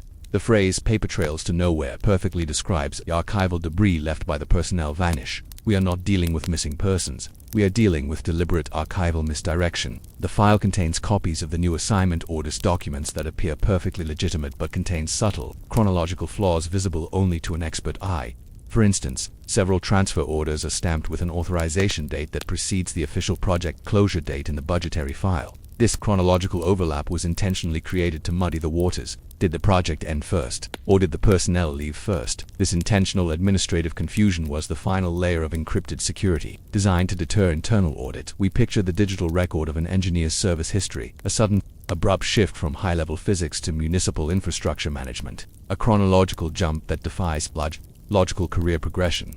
The classified transfer memos revealed that the engineers were given highly specific instructions regarding their new lives. They were advised against seeking new specialized education, discouraged from publishing scientific papers, and required to report any contact with foreign nationals. These restrictions, formally disguised as career guidelines, were the ongoing surveillance contract binding the employees to silence. The engineers' continued freedom was conditional upon their professional disappearance. The most profound effect of the erasure was the loss of the collective memory of the temporal anomaly. The knowledge of Chronos was surgically split among 40 individuals, each isolated in a separate, non-communicative sphere, without the ability to pool their observations, verify the mathematics of the 8-bit payload, or confirm the final frozen state of the atomic clock artifact. Their individual memories became fragmented and easily dismissed as subjective professional trauma. The hidden truth is that the government did not need to destroy the knowledge, they simply needed to break the chain of verification. The engineers became 40 individual, isolated file fragments, each one leading nowhere. The story of the Personnel Vanish, "Where did the Chronos engineers go?" concludes with the cold, administrative certainty of their professional extinction. The transfer was not a relocation. It was a quiet, bureaucratic burial, necessary security action following the confirmation that the temporal anomaly was real and the 8th payload was functionally perfect. The engineers live on as ghosts in the administrative system. Their service records a testament to the fact that sometimes the most dangerous secret in the world is the one locked inside a brilliant but isolated mind. The success of Protocol Zero is entirely dependent on the continued separation and silence of these individuals. Listen now to the quiet, rhythmic tap of the archive air conditioning vents, a steady, constant rhythm that flows forward, indifferent to the lives that were forced to stop moving. The classified file on the CSU remains the final, chilling testament to the hidden truth. The human cost of the Chronos incident was not measured in lives lost, but in careers forcibly neutralized. The engineers paid for the secret of the frozen clock with the quiet, gradual dissolution of their professional identity. They vanished into the mundane, leaving behind a complex, untraceable trail of administrative lies. We close tonight with the cold, enduring silence surrounding the 40 individuals who know the true meaning of November 26, 1969, 11 hours 59 minutes and 59 seconds p.m. Tonight, we searched the quiet historical record for the most chilling fact of the Chronos incident, the specific date chosen for the chronological attack. The atomic clock artifact was fixed forever onto November 26, 1969, 11 hours 59 minutes and 59 seconds p.m. This was not a random fixation. It was the precise temporal target of the 8-bit payload delivered by the Ghost satellite. The classified files contain endless attempts by analysts to decode the significance of November 26, 1969. Was it a date of military importance, a moment of scientific discovery? The hidden truth is that this date was a deliberate waypoint, a chronological barrier imposed by an unknown, superior authority. The entire Project Chronos network was erased, and the budgetary file was deployed to hide the central paradox. The enemy was not attacking the future, it was protecting the past. This temporal anomaly remains the deepest secret of the encrypted archive. The file was stamped never open, yet we begin tonight, the quiet documentation of a single day that broke the timeline. The sensory mood is one of quiet, cold reflection. We are sifting through microfiche archives containing global news reports, meteorological data, and low-level government memos from the end of November 1969. The atmosphere is dry and heavy, characteristic of deep, airlocked storage. The only sound is the low, sustained whir of the microfilm reader, illuminating mundane historical facts that must conceal a temporal trigger. We allow the deep, intellectual puzzle of a specific, chosen day to settle around us. The precise time vector contained within the 8-bit payload, November 26, 1969, 11:59. 59 p.m. is the strongest evidence that the signal was deliberate and non-random. A system failure would produce a random corrupted timestamp. The perfect specificity of the fix proves calculation. The question the Chronos analysts could never definitively answer was, calculation for what reason? The post-mortem review, detailed in the classified temporal targeting report, outlines 3 primary hypotheses regarding the significance of the date. Each hypothesis, though speculative, highlights the profound threat implied by the Ghost satellite's precision. Hypothesis A. The synchronization zero point. This theory, considered the least alarming, suggests that the date held esoteric significance only within the Chronos project itself. Perhaps November 26, 1969, was the date the master clock achieved its own state of absolute calibration, or the date the encrypted absolute vector protocol was first uploaded to the network. If this were true, the payload was simply executing a factory reset to the original state of perfection. However, internal Chronos logs contradicted this. The official calibration zero point was documented in mid-October 1969. We visualize the cold, steady tick of a normal clock on the wall of the archive, a sound sharply contrasted by the eternal silence of the atomic clock artifact. Hypothesis B. The temporal barrier. This theory is much darker. It suggests that the non-terrestrial signal was not attacking the Chronos network but rather protecting the world from an event scheduled to occur immediately after the targeted set. 12:00 am, November 27, 1969. The chronological fix was, therefore, an aggressive quarantine, intended to prevent the Chronos network and potentially other connected systems from processing data related to that future event. The act of forcing the clock into perpetual stasis was an act of global digital self-defense. The government immediately launched a secondary, highly classified investigation into all domestic and international incidents scheduled for November 27, 1969. The aim was to find the catastrophe that the Ghost satellite was trying to prevent. The hidden truth is that the analysts found nothing immediately catastrophic on the public record, forcing them to consider a secret, high-level event that was itself already erased from the archives. The governmental response to Hypothesis B was swift and exhaustive. Intelligence assets were ordered to scour all available data, military, scientific, political, and even meteorological, for any anomaly or high-risk event scheduled to occur on November 27, 1969. The scope of this search, detailed in the classified November vector search file, included atmospheric tests, checking for scheduled nuclear detonations or high-altitude experiments that might have been misinterpreted by the Ghost satellite as a threat, deep space probes, reviewing telemetry from early US and Soviet deep space missions that might have returned critical, destabilizing data that the Ghost satellite was trying to suppress, early computing milestones, searching for scheduled activation or testing of other large, networked computing systems that, if activated on November 27, 1969, could have introduced catastrophic data corruption. We note the smooth, cold texture of the early computer punch cards detailing weather patterns from the Pacific data points that hide nothing, yet could have masked a critical launch. The results of the search, summarized in the file, were inconclusive, but deeply unsettling. While no major public catastrophe was averted, the search uncovered several low-level encrypted documents that indicated a heightened level of internal military alert that day. Specifically, there were unexplained maintenance delays for a key command and control communication satellite and an unscheduled grounding of several reconnaissance aircraft. These events were officially attributed to mechanical issues, but the Chronos analysts theorized they could be subtle consequences of the ghost satellite's initial temporal interference digital instability, manifesting as physical delay. This leads directly into Hypothesis C, the non-contemporary alignment. This theory, the most intellectually challenging, suggests that the date was significant not for what happened in 1969, but for what would happen in a much later time. If the signal was indeed sent backward in time, as the non-contemporary signal hypothesis suggests, then November 26, 1969 might be a critical chronological alignment point, a point in the past that, if altered, creates maximum positive change in the future. The 8-bit payload, in this view, was a chronological patch. The future architects of time synchronization realized that the original Chronos network, if allowed to continue its development after the freeze point, would have created a catastrophic flaw in the global digital infrastructure by the time the future network was built. By freezing the original clock permanently at the precise second before the flaw was introduced, the ghost satellite prevented a future global temporal collapse. The hidden truth is that this theory provided the only logical, non-hostile explanation for the signal's precision, but it required believing in time traveler, a concept that warranted the complete administrative, the erasure of the Chronos project.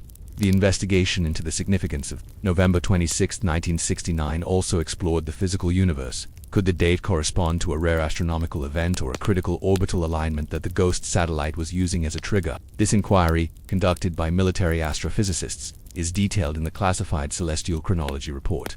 The report confirms that while November 1969 contained no historically unique astronomical events, for example, supernova, major meteor shower, the specific time of 11 hours, 59 minutes and 59 seconds p.m. corresponded to a precise, calculated moment of optimal orbital geometry between the ghost satellite's position and the Chronos receiving facility. The ghost satellite, by waiting for this exact time, maximized signal purity while minimizing power consumption, ensuring its low-power transmission reached a target without triggering external surveillance systems. Imagine the dark, cold vacuum of space, traversed by an almost invisible carrier wave hitting the Earth at a perfect, calculated angle. This finding that the date was chosen for technical efficiency rather than historical significance did not simplify the puzzle. It made the anomaly more profound. It suggested that the sender possessed an incredible level of targeting capability, able to calculate orbital mechanics and Chronos' precise receiving parameters with flawless accuracy, reinforcing the idea that the source was far beyond 1969 technology. The file also explores the connection between the date and the specific properties of the atomic clock artifact. The cesium-133 atoms within the clock are governed by quantum physics. Could November 26, 1969 be linked to a moment of specific, measurable cosmic ray or solar background flux that made the clock's memory temporarily more susceptible to the chronological override command? The analysis was inconclusive, but the line of inquiry reveals the desperation of the analysts. They were looking for any scientific hook to explain why the 8-bit payload worked so perfectly. The hidden truth is that the date was a key, and that key was chosen for a reason. But the lock it opened was not unearthed. Subsequent use of the budgetary file to erase the public record was driven by the political fear of admitting that the existence of the ghost satellite and its capacity for perfect temporal targeting. The complexity of the date's significance was simply too great for public consumption. The final, enduring significance of November 26, 1969 rests with the engineers who endured the Personnel Vanish. For the 40 individuals transferred under Protocol 0, this date became the permanent end of their professional lives. The emotional and intellectual weight of this single, specific moment became a psychological prison. The psychological profiles, archived in the encrypted CSU files, highlight the chilling memory of the final second. The engineer's memory of the time leading up to the freeze, their intense focus on the incoming signal. The debate over the test, the final authorization, was profoundly sharp, but everything after that point, the rapid military evacuation, the administrative erasure, the long drives to their new, meaningless jobs, was emotionally flat and dislocated. The digital fix translated into a psychological trauma. We picture the archived photographs of the engineers' faces, a subtle, detached quality in their eyes, as if a part of their consciousness is permanently lingering 1 second before. November 27, 1969. The date was weaponized, not just against the clock, but against the human memory. The engineers were forced to internalize the fact that their collective peak, the moment they processed the perfect signal, was also the moment of their absolute defeat. Every year, as the world passed November 26, 1969, they alone carried the hidden truth of what that moment represented. The governance fear was that one of the engineers might accidentally transmit the chronological key. The date itself became the core secret. If an engineer were ever compromised and forced to divulge the details of the attack, the crucial piece of information, the date, was so mundane that it would be almost impossible to transmit without sounding like a random memory. The anomaly was protected by its own historical camouflage. The longevity of the atomic clock artifact, still frozen 55 years later, serves as a constant, tangible confirmation of the date's importance. The artifact perpetually testifies that the ghost satellite's calculation was absolute. The choice of the date was indeed for a reason. That reason was the successful, surgical implantation of a permanent digital delusion. The classified project was shut down, but the historical marker was successfully planted. Investigation into the significance of November 26, 1969 ultimately confirms that the date was the most dangerous piece of data in the entire Chronos incident. It was the absolute key to the temporal disruption. Chosen with cold, calculating precision, whether for technical efficiency, future necessity, or simply catastrophic effect, the government erased the project precisely because it could not explain why that specific moment was chosen. The final entry in the temporal targeting report is a chilling hypothetical. It posits that if the signal was an act of prevention, then its success implies that the world we live in today, as the world after November 27, 1969, is fundamentally different, and perhaps safer, because the Chronos network was halted at that specific second. The hidden truth is that we may be living in a timeline corrected by the non-terrestrial ghost satellite. Listen now to the quiet, subtle hiss of the cooling system in the archival, constant sound of stability that stands in opposition to the single, disruptive second that defined the project's end. The classified file on the date concludes with a warning: until the true, encrypted purpose of the November 26, 1969 vector is known, all subsequent chronological systems remain vulnerable to a similar, targeted attack. The date is not just history. It is a live threat assessment. We close tonight with the profound realization that the most dangerous secrets in the archive are often hidden in the most mundane, verifiable facts. A date on a calendar that was chosen for a reason that still sits, perfectly preserved and fixed, in the digital past. Tonight, we delve into the most radical and most suppressed analysis of the Chronos incident. The official, classified explanation for the temporal attack was simple: foreign sabotage, but the internal temporal forensics group proposed a terrifying alternative: the hypothesis of time inversion. This theory suggests that the 8-bit payload was not a hostile attack from an adversary, but a perfectly calculated, automated warning. The ghost satellite, the source of the anomaly, may have been a piece of technology sent backward in time from a future authority to correct a catastrophic flaw. The hidden truth is that the encrypted data, which fixed the atomic clock artifact to November 26, 1969, was not designed to disrupt the present, but to save the future. The project was erased not because of enemy action, but because the government could not acknowledge the existential complexity of temporal communication. This file was stamped "Never open," yet we begin tonight. The quiet documentation of the signal that may have been sent by the future for the past.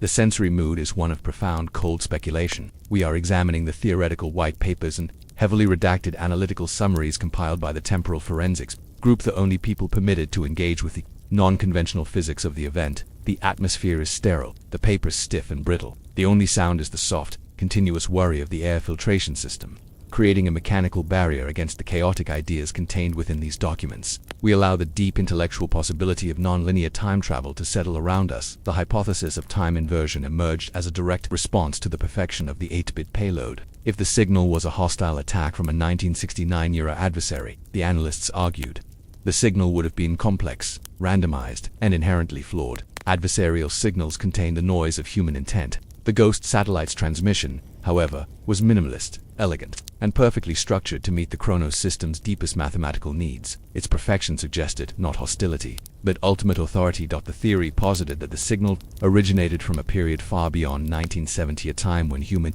technology had mastered localized temporal manipulation and developed a global time synchronization system so critical that its integrity was absolute. The future chronological authority would have understood that the early unstable Chronos network, if allowed to continue its development after November 26, 1969, would have introduced a fundamental, catastrophic error into the digital time baseline that would cascade across centuries. We visualize the cold, subtle flicker of the old fluorescent lights in the empty control room, mimicking the brief digital instability that precedes a catastrophic temporal shift. The inversion hypothesis argued that the non-terrestrial ghost satellite was a passive, automated sentinel designed to monitor the development of early synchronized networks. Upon detecting the imminent activation of the catastrophic flaw within Chronos, the flaw scheduled to occur at 12 hours 0 minutes and 0 seconds a.m., November 27, 1969, the Sentinel executed its sole function, transmitting the 8-bit payload command. The purpose of the command was not destruction, but precise quarantine. By forcing the atomic clock artifact to fix its output permanently to 11 hours 59 minutes and 59 seconds p.m., the ghost satellite effectively sealed the Chronos network into an eternal state 1 second before the critical flaw was released. The clock was not broken. It was successfully immunized. The classified analysis highlights the psychological shift this theory required. The Chronos engineers were forced to consider their absolute failure, their project's termination, as an absolute success, the prevention of a future disaster. This intellectual reversal was the key reason Protocol Zero was executed. The US government could not risk the political fallout of admitting that their security and technological future depended on an automated warning system from an unknown future source. The hypothesis of time inversion created profound technical and ethical problems for the intelligence community. Detailed extensively in the erased archives, technically it required accepting that the energy signature of the ghost satellite and the compressed elegance of the 8-bit payload were consistent with technology that had mastered the energy demands of localized temporal displacement. The analysts had to conclude that the signal was effectively a communication sent from the far side of time, utilizing the Chronos network as its accidental receiver. Ethically, the hypothesis implied that the US government was now living in a corrected timeline. The moment Chronos was frozen, the supposed catastrophe of November 27, 1969, was averted. This raised an unsettling question. What if the future entity made a mistake? What if the chronological fix introduced a new, worse flaw? We trace the delicate faint sheen of oxidation on the decaying magnetic tape's physical record of a communication that may have bypassed the laws of physics. The classified ethical oversight memo concerning the anomaly suggested that accepting the time inversion hypothesis would necessitate the complete cessation of all research into time synchronization. If a future authority was actively monitoring and correcting the past, then current research was redundant, potentially dangerous, and definitely unauthorized. The administrative erasure of Chronos was thus partly a defensive measure against external, future control. The theory gained significant intellectual traction because it explained the perfect lack of hostility. Hostile signals are designed to steal data or cause physical destruction. The 8-bit payload did neither. It only forced a single, precise, chronological constraint. It was the digital equivalent of a hard stopper required safety mechanism. The analysts examined the possibility that the sender of the signal was the Chronos team's own future self, perhaps the engineers, decades later.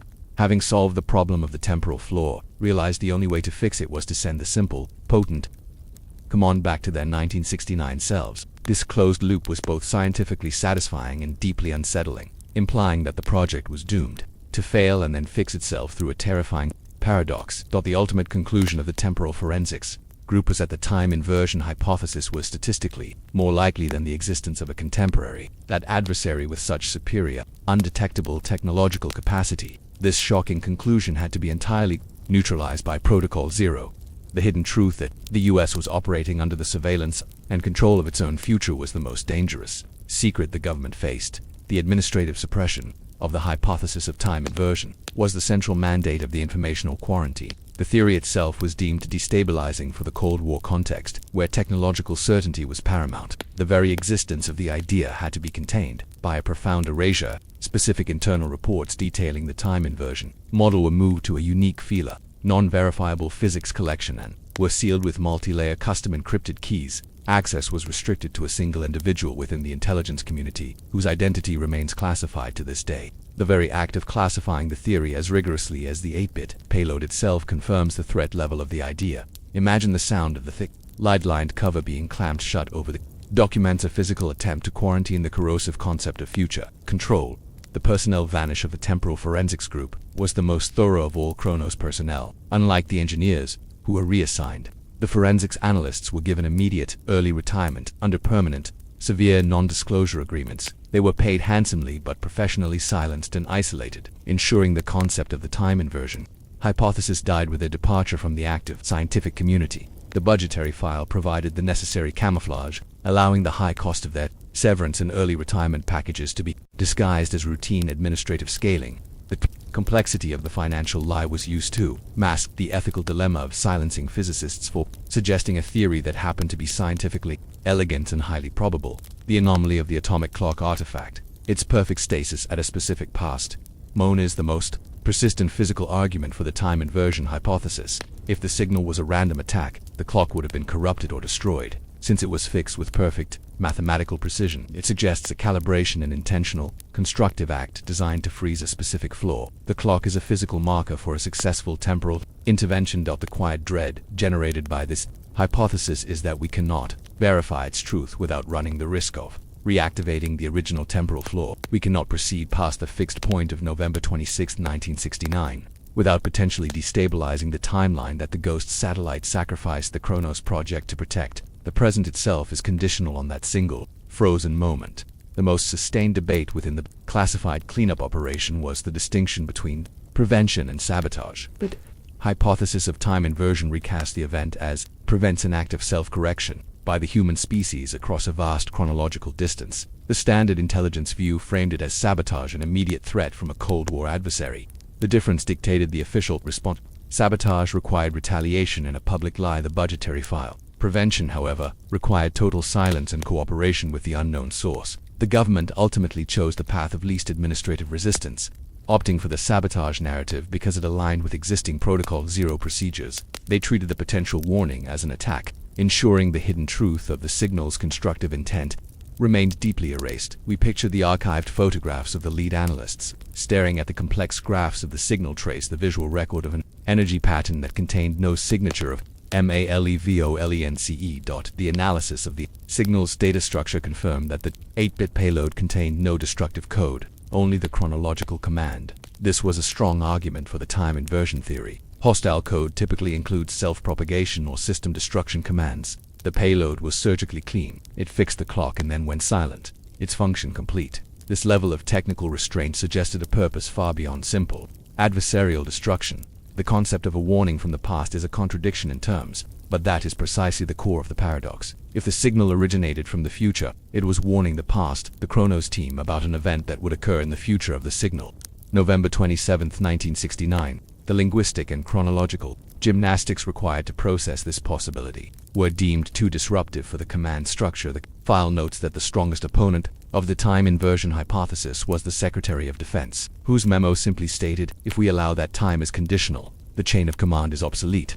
The preservation of hierarchical authority was prioritized over the acceptance of a revolutionary scientific truth. The anomaly was therefore neutralized, not by science, but by a signature of administrative fiat. The Chronos project was terminated to save the chain of command.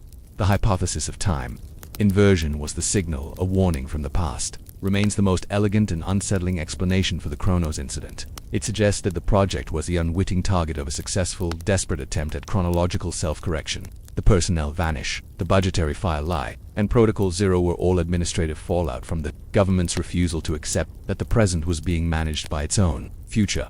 The classified file on the theory sits cold and untouched in the archive, a testament to the possibility that the world we inhabit today is the result of a single, precise non-terrestrial signal delivered from a ghost satellite, a warning that sacrificed 40 careers in a multi-million-dollar project to maintain the integrity of our digital timeline. Listen now to the quiet, the subtle hush of the vault, the persistent silence that protects the world from the corrosive knowledge that causality is conditional. The hidden truth is that the atomic clock artifact, fixed at November 26, 1969, is not a relic of a failed project, but a required chronological benchmark, a safety lock placed by the future. The entire Chronos incident exists in a strange, paradoxical loop. The project failed because it was saved. We close tonight with the terrifying intellectual comfort that our current digital stability may depend entirely on the silent, perpetual obedience of that single, frozen atomic clock in a heavily shielded vault. Tonight, we search the deepest perimeter of the archival complex, focusing on a single, geological threat, time itself, while the atomic clock artifact is fixed forever. The raw evidence of the Chronos incident, the magnetic tape reels containing the 8 payload are slowly dying in classified Vault X14. These tapes are the only non-corrupted recording of the non-terrestrial signal delivered by the ghost satellite. The government chose not to destroy them entirely, but to quarantine them, hoping natural degradation would complete the security objective. This act of bureaucratic neglect is the hidden truth. The most vital piece of encrypted evidence is now in a race against entropy. The gradual decaying tapes represent the anomaly's last physical foothold in the present, a silent, ticking time bomb of information. The file was stamped never open, yet we begin tonight, the quiet documentation of the evidence that is slowly turning to digital rust. The sensory focus is on the environment of the ultimate quarantine. We are in the virtual shadow of Vault X14, a sub-level concrete structure designed for absolute stability and isolation. The air here is cold, precisely regulated for humidity, and utterly still. The only sound is the persistent hiss of the inert gas suppression system, maintaining an environment that attempts to halt the march of time. The magnetic tape reels, secured within heavy metallic canisters, are battling the chemical forces that seek to break down the recording. We allow the deep intellectual dread of physical decay to settle around us. The decision to store the magnetic tapes in Vault X14 was a key component of Protocol 0, illustrating a profound shift in archival strategy. Normally, highly classified documents are either immediately destroyed, incinerated, or chemically neutralized or digitized and distributed. The Chronos tapes were subjected to neither, indicating a calculated, passive method of erasure. The tapes contain the original, raw data trace of the Ghost satellite's transmission, captured just before the atomic clock artifact froze. They are the only record that was not immediately processed and corrupted by the Chronos network's system kernel. Therefore, they hold the purest, unadulterated form of the 8-bit payload, the command that disrupted causality. The government understood that destroying the tapes was too risky. The possibility of needing to analyze the signal's properties later was essential, especially if the hypothesis of time inversion proved correct. We visualized the faint, low-frequency thrum of the sealed, light-lined magnetic storage cabinets within the vault, attempting to shield the tapes from ambient electronic noise. The strategy of passive destruction was deemed the safest political path. By simply isolating the tapes in a vault and allowing the inherent instability of magnetic media to take its course, the state could claim that the anomaly was naturally erased without committing an explicit act of record destruction. The enemy became entropy itself, a process that requires no authorization and leaves no administrative paper trail. Vault X14 is not a museum. It is a waiting room for oblivion. Its environment is optimized only to slow the decay, not to stop it. Magnetic tape, especially the early oxide-based media used in 1969, is highly susceptible to humidity, temperature fluctuations, and print through the phenomenon where magnetic layers bleed onto adjacent layers over time, creating signal distortion. The tapes are in a constant, slow battle against becoming pure digital rust. The Classified Materials Degradation Analysis file estimates that the tapes have a practical lifespan of 50 to 70 years, meaning the core evidence is now, at 55 years later, entering a critical phase of decay. The raw truth of the temporal fix is slowly dissolving into static. The mechanism of decay in Vault X14 is subtle and continuous. As the binding agents in the tape emulsion break down, the magnetic particles that hold the precious data begin to shed. This process does not result in a sudden loss of information. Rather, it results in a gradual, irreversible increase in digital noise. The clear, sharp signal of the 8-bit payload is slowly being replaced by the random, chaotic noise of the tape itself. The implications for the hidden truth are profound. If the decaying tapes are ever recovered and read, the increasing noise could corrupt the precise mathematical sequence of the payload. The original signal was successful because it was structurally perfect. Even a tiny flaw introduced by magnetic shedding could render the command inert or, worse, generate a new, unpredictable anomaly. We trace the slight, irregular waviness of the stored tape reels, the visible sign of oxide shedding and irreversible chemical breakdown. The classified file notes that the Vault X14 tapes were the only physical evidence spared immediate destruction. The budgetary file provided the cover story, allowing the transport to the distant, high-security vault to be disguised as a routine asset relocation. This extreme measure confirms the value of the raw data, the untainted chronological command. The Ghost satellite signal was a pristine, perfect digital object. The containment strategy of Vault X14 is to make that object messy, noisy, and ambiguous. If the payload becomes corrupted, the government can permanently dismiss the entire Chronos incident as a data corruption event, rather than a temporal incursion. The ongoing decay provides the ultimate, natural administrative out. The anomaly is therefore contained by two opposite forces, the perfect fix imposed by the signal on the clock, and the natural dissolution of the signal's source data in the vault. The truth is trapped between stasis and decay. The personnel vanish of the engineers was related to the vault's existence. The men and women who knew the precise time and frequency of the signal were erased so that, even if the tapes were recovered by a third party, there would be no living authority to confirm the signal's authenticity. The integrity of the encrypted data is now protected only by its continued physical existence, which is constantly threatened by the environment of the vault. The paradox of the archive's edge is the intentional, calculated neglect of the most important physical file. Vault X14 is temperature controlled, but it lacks the advanced active monitoring systems that would allow for data migration or recovery. It is designed to be a passive container, fostering a state of suspended decay. The classified operational mandate for the vault dictates that no attempt is to be made to refresh or digitize the tapes. To digitize the analog magnetic recording would require specialized, extremely sensitive equipment that could risk exposing the raw 8-bit payload sequence. Furthermore, the act of attempting to read the tape could permanently damage the fragile magnetic coding. The data is too dangerous to destroy and too dangerous to read. Imagine the sound of the metal canisters shifting slightly in the darkness, a faint clink, that is the audible manifestation of time passing over a critical piece of history. This creates the chilling scenario that, even if the government decided to reverse the erasure and investigate the non-terrestrial signal, the tapes might no longer yield the clear, mathematically precise command that froze the atomic clock artifact. The truth may have already succumbed to entropy, leaving only an ambiguous, distorted digital whisper. The hypothesis of time inversion also weighs heavily on the vault's mandate. If the signal was a future warning, then the future engineers would know the optimal storage conditions. The fact that the tapes were stored using standard, albeit high security, 1970s protocols suggests that the decision was made under immediate, panicked human authority, not informed by future knowledge. The passive destruction strategy was a human failure of nerve disguised as a security measure. The decaying tapes are therefore a geological time bomb of information. Every passing day brings them closer to the moment where the signal, the absolute proof of the temporal anomaly, becomes indistinguishable from random electronic noise. At that point, the hidden truth of the ghost satellite will have been permanently nullified.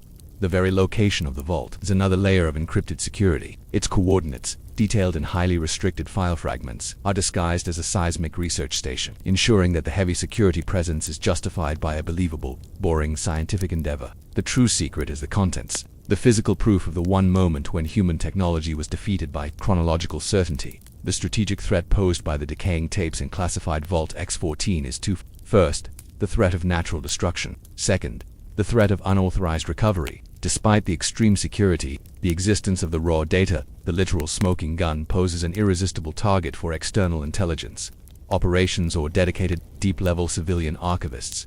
The Classified Recovery Contingency Report outlines the severe military response required if the vault were breached. The protocol dictates that the tapes must be immediately neutralized, incinerated on-site, regardless of the attacker's identity. This confirms that the final, most extreme security measure is complete destruction, a failure of the passive erasure strategy. We picture the infrared monitoring system inside the vault. The subtle, constant digital shimmer of its security field protecting the fragile reels. The tapes are the only remaining physical link to the moment the Personnel Vanish occurred and the budgetary file lie was implemented. If a persistent investigator were ever able to combine the recovered tapes with the scattered, encrypted testimony of the former Chronos engineers, the full narrative of the temporal fix would be immediately verifiable. The vault is therefore protecting the entire administrative cover. The physical material of the tapes itself is symbolic. They are a temporary medium or technology designed for fleeting observation, now forced into a role of permanent, absolute documentation. The fragility of the medium stands in stark contrast to the absolute nature of the data it holds.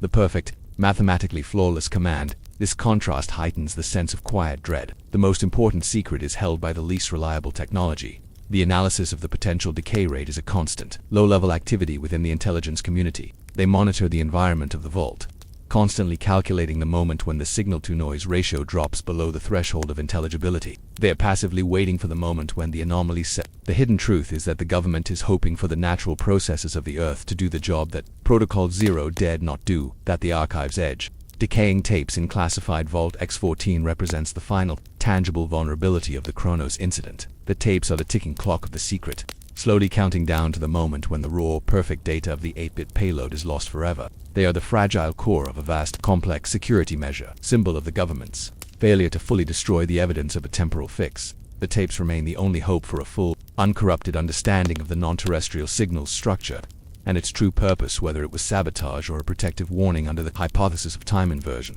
Listen now to the low, subtle hiss of the inert gas, a mechanical attempt to fight the chemical inevitability of physical decay.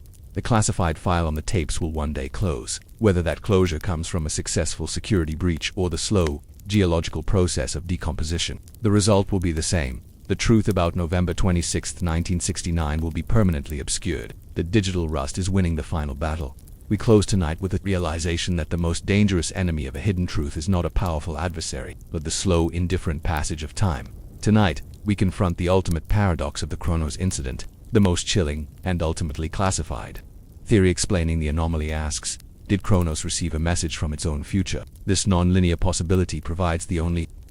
The hidden truth is that the signal from the ghost satellite contained no signature of adversarial intent. Instead, its flawless mathematical structure suggested self-correction. The erasure of the project and the deployment of Protocol Zero were attempts to suppress this terrifying conclusion that the entire Chronos system was a technological predecessor to a future catastrophe, and the only way to prevent it was a precise, temporal intervention. The encrypted core evidence, stored in Vault X14, remains the only file that hints at this terrifying chronological loop. The file was stamped never open, yet we begin tonight. The quiet documentation of the signal that came from tomorrow. The sensory mood is one of profound, cold speculation, the feeling of standing at a precipice of scientific possibility. We are examining the theoretical white papers and heavily redacted analytical summaries from the temporal forensics group who first proposed the closed-loop hypothesis.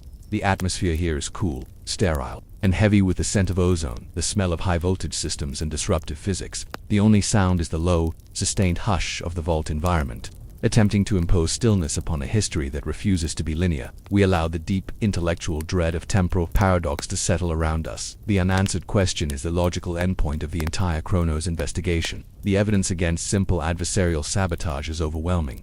The signal was too clean, the code too efficient, and the effect of fixing of the atomic clock artifact was too precise for brute force attack. The key to understanding the anomaly lies in its constructive nature, the future. Correction loop theory suggests that the Chronos engineers, decades after the project's original failure, developed the technology to understand the flaw they created in 1969.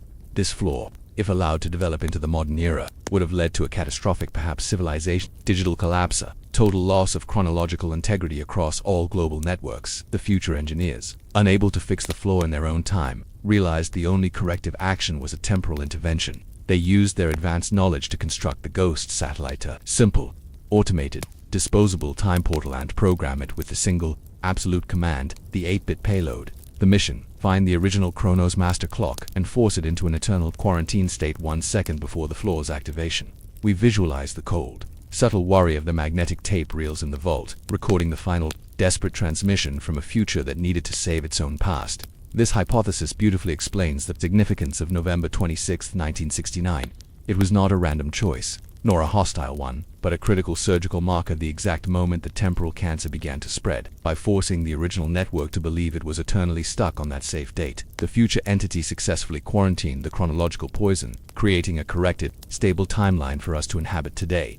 The primary evidence supporting this theory is the complete administrative erasure of the Chronos project. If the government accepted the truth, they would have had to admit that every subsequent defense system and network was operating under a fundamental, conditional reality imposed by an external future authority. This threat to sovereignty was deemed intolerable, requiring the budgetary file lie, and the total silence of the Personnel Vanish. The true nature of the unanswered question is that the answer has been successfully concealed by the governance fear of the concept of self-sabotage. The most difficult element of the time loop theory for the 1970s intelligence community to accept was the chronological paradox. If the message successfully prevented the catastrophe, then the future engineers who sent the message should never have needed to send it in the first place. The temporal forensics group addressed this by proposing a conditional loop model. This model, highly classified and detailed in the encrypted theoretical file, suggests that the future entity did not eliminate the catastrophe. They merely stabilized a parallel timeline. The Chronos engineers were forced to send the message because they remembered the catastrophe from their uncorrected past. Their act of sending the payload stabilized a secondary timeline hours, while their original timeline remained marked by the catastrophic flaw. We traced the complex, dizzying mathematical equations on the surviving analysis sheets. Effort required to visualize a universe where causality bends backward. This model required the government to accept that the 8-bit payload was, paradoxically, the result of the failure it prevented. This intellectual burden was deemed too high, leading to the administrative order to erase all theoretical documentation. The hidden truth was that the US government understood the logic, but feared the political consequences of confirming that the past was mutable. The technical necessity of the message from the future hypothesis explains why the decaying tapes in Vault 10 to 14 are so critical. If the tapes are recovered and read, they might reveal a unique, self-referential signature embedded in the payload structure, a digital timestamp or identifier confirming that the data was indeed authored by the Chronos system's own future architecture. The analysts theorized that the payload would contain its own origin story, waiting for a future generation to decipher it. The anomaly of the ghost satellite's perfect, undetectable orbit is also explained by the future intervention. A future chronological authority would possess the technology to place an untraceable, automated sentinel designed to exist just long enough to execute its mission and then passively decay, fulfilling the requirement for a clean, non-traceable intervention. The satellite was designed to be administratively invisible to the 1969 Defense Network. The fixed state of the atomic clock artifact at 11 hours 59 minutes and 59 seconds p.m. is the strongest physical argument for the message from the future theory. The clock serves as the chronological anchor for our corrected timeline. The future entity ensured that the anchor was not destroyed, but preserved and fixed, forcing the subsequent world to exist in a state that respects the established barrier. The classified temporal anchor analysis concluded that the 8-bit payload was not a virus. It was a digital lock. It created an immutable point in time within the network's consciousness. The success of the temporal fix is proven by the longevity of the clock's fixed display 55 years later. The lock still holds. Imagine the sound of the thick, polymer casing of the clock artifact, a synthetic shell protecting the fragile truth of our conditional existence. The hypothesis of time inversion forces us to view the personnel vanish not as punishment, but as necessary surgical isolation. That engineers were not spies. They were witnesses to the temporal boundary. Their erasure was required to ensure they did not accidentally reintroduce the original flaw, which they may have retained memory of, into the corrected timeline. Their administrative silence was crucial for the stability of our present. The ethical terror of this theory rests in the idea of the future censor. If the signal was a message, it implies that our own future selves are actively monitoring and controlling our scientific progress, ready to intervene with a disruptive signal whenever we stray towards a dangerous technological path. This level of existential control was deemed unacceptable by the 1970s security establishment. Protocol Zero was designed to reassert the government's belief in linear autonomous history, actively choosing the simpler budgetary file, lie over the terrifying hidden truth of external chronological management. The final, compelling detail supporting the message from the future is the ghost satellite's power consumption. It transmitted the payload with maximum efficiency and then went silent. The future sender knew the exact minimal power required to penetrate the Chronos system, proving an intimate, self-referential knowledge of the target system's vulnerabilities. Only the system's creators or their descendants could possess such precise knowledge. The unanswered question casts a long, chilling shadow over modern networking technology. If the signal was a self-correction, it implies that the technological flaw the future was trying to prevent is inherent in all digital time. Synchronization systems derived from that early era. The problem was not the Chronos hardware, but the underlying assumption of digital time itself. The classified theoretical files explored the concept of temporal echoes, subtle, periodic disruptions in current global networks. Synchronization standards that might be residual effects of the original 8-bit payload fix. These echoes, the analysts theorized, might be minor side effects of the timeline's correction. A constant reminder that our chronological reality is conditional. We picture the modern network consoles a subtle, almost imperceptible stutter in the clock display, an unlogged digital hesitation that is the residual echo of the 1969 intervention. The existence of the decaying tapes in Vault X14 becomes the ultimate threat in this context. If the tapes fully degrade, the structural integrity of the 8-bit payload is lost. Could the loss of the original corrective command destabilize the timeline it was designed to protect? Would the catastrophic flaw frozen since November 26, 1969 suddenly reassert itself in the present? The potential for a temporal reversion event, a sudden, widespread chronological collapse, was deemed a critical threat. November 26, 1969 suddenly reassert itself in the present. The potential for a temporal reversion event, a sudden, widespread chronological collapse, was deemed a critical threat. This fear justifies the continued extreme security around the vault, even today. That government is protecting not just a historical secret, but a temporal boundary. The quiet dread is that the future's message was only a temporary patch, and the true cost of the anomaly has yet to be paid. The Personnel Vanish ensured that no one alive would ever try to deliberately reverse the fix. The engineers who understood the flaw were silenced, ensuring that the self-correcting loop remained closed. The hidden truth is that our safety relies on the eternal silence of the witnesses. The unanswered question, did Chronos receive a message from its own future, remains the most profound layer of the Chronos narrative. It is the logical conclusion to a puzzle that defies linear thought. The evidence, the surgical precision of the command, the perfect fixation of the clock, and the administrative fear of the paradox will point towards self-intervention. The classified file on this hypothesis sits in cold, silent isolation, a testament to the moment the US government encountered a scientific truth too destabilizing to admit. They chose the comfortable, mundane lie of budgetary file failure over the terrifying truth of conditional existence. Listen now to the low, a steady hum of the archival complex, the sound of the stable, corrected timeline, eternally protected by a secret from the future. The hidden truth is that we are all living within the chronological perimeter set by the ghost satellite on November 26, 1969. The atomic clock artifact is the constant, silent proof that our present is a preserved past. The decaying tapes hold the fading, raw instructions of the correction. We close tonight with the realization that the most comforting explanation for the anomaly is also the most terrifying. Our safety is conditional, and the message arrived with a price: the permanent erasure of the truth.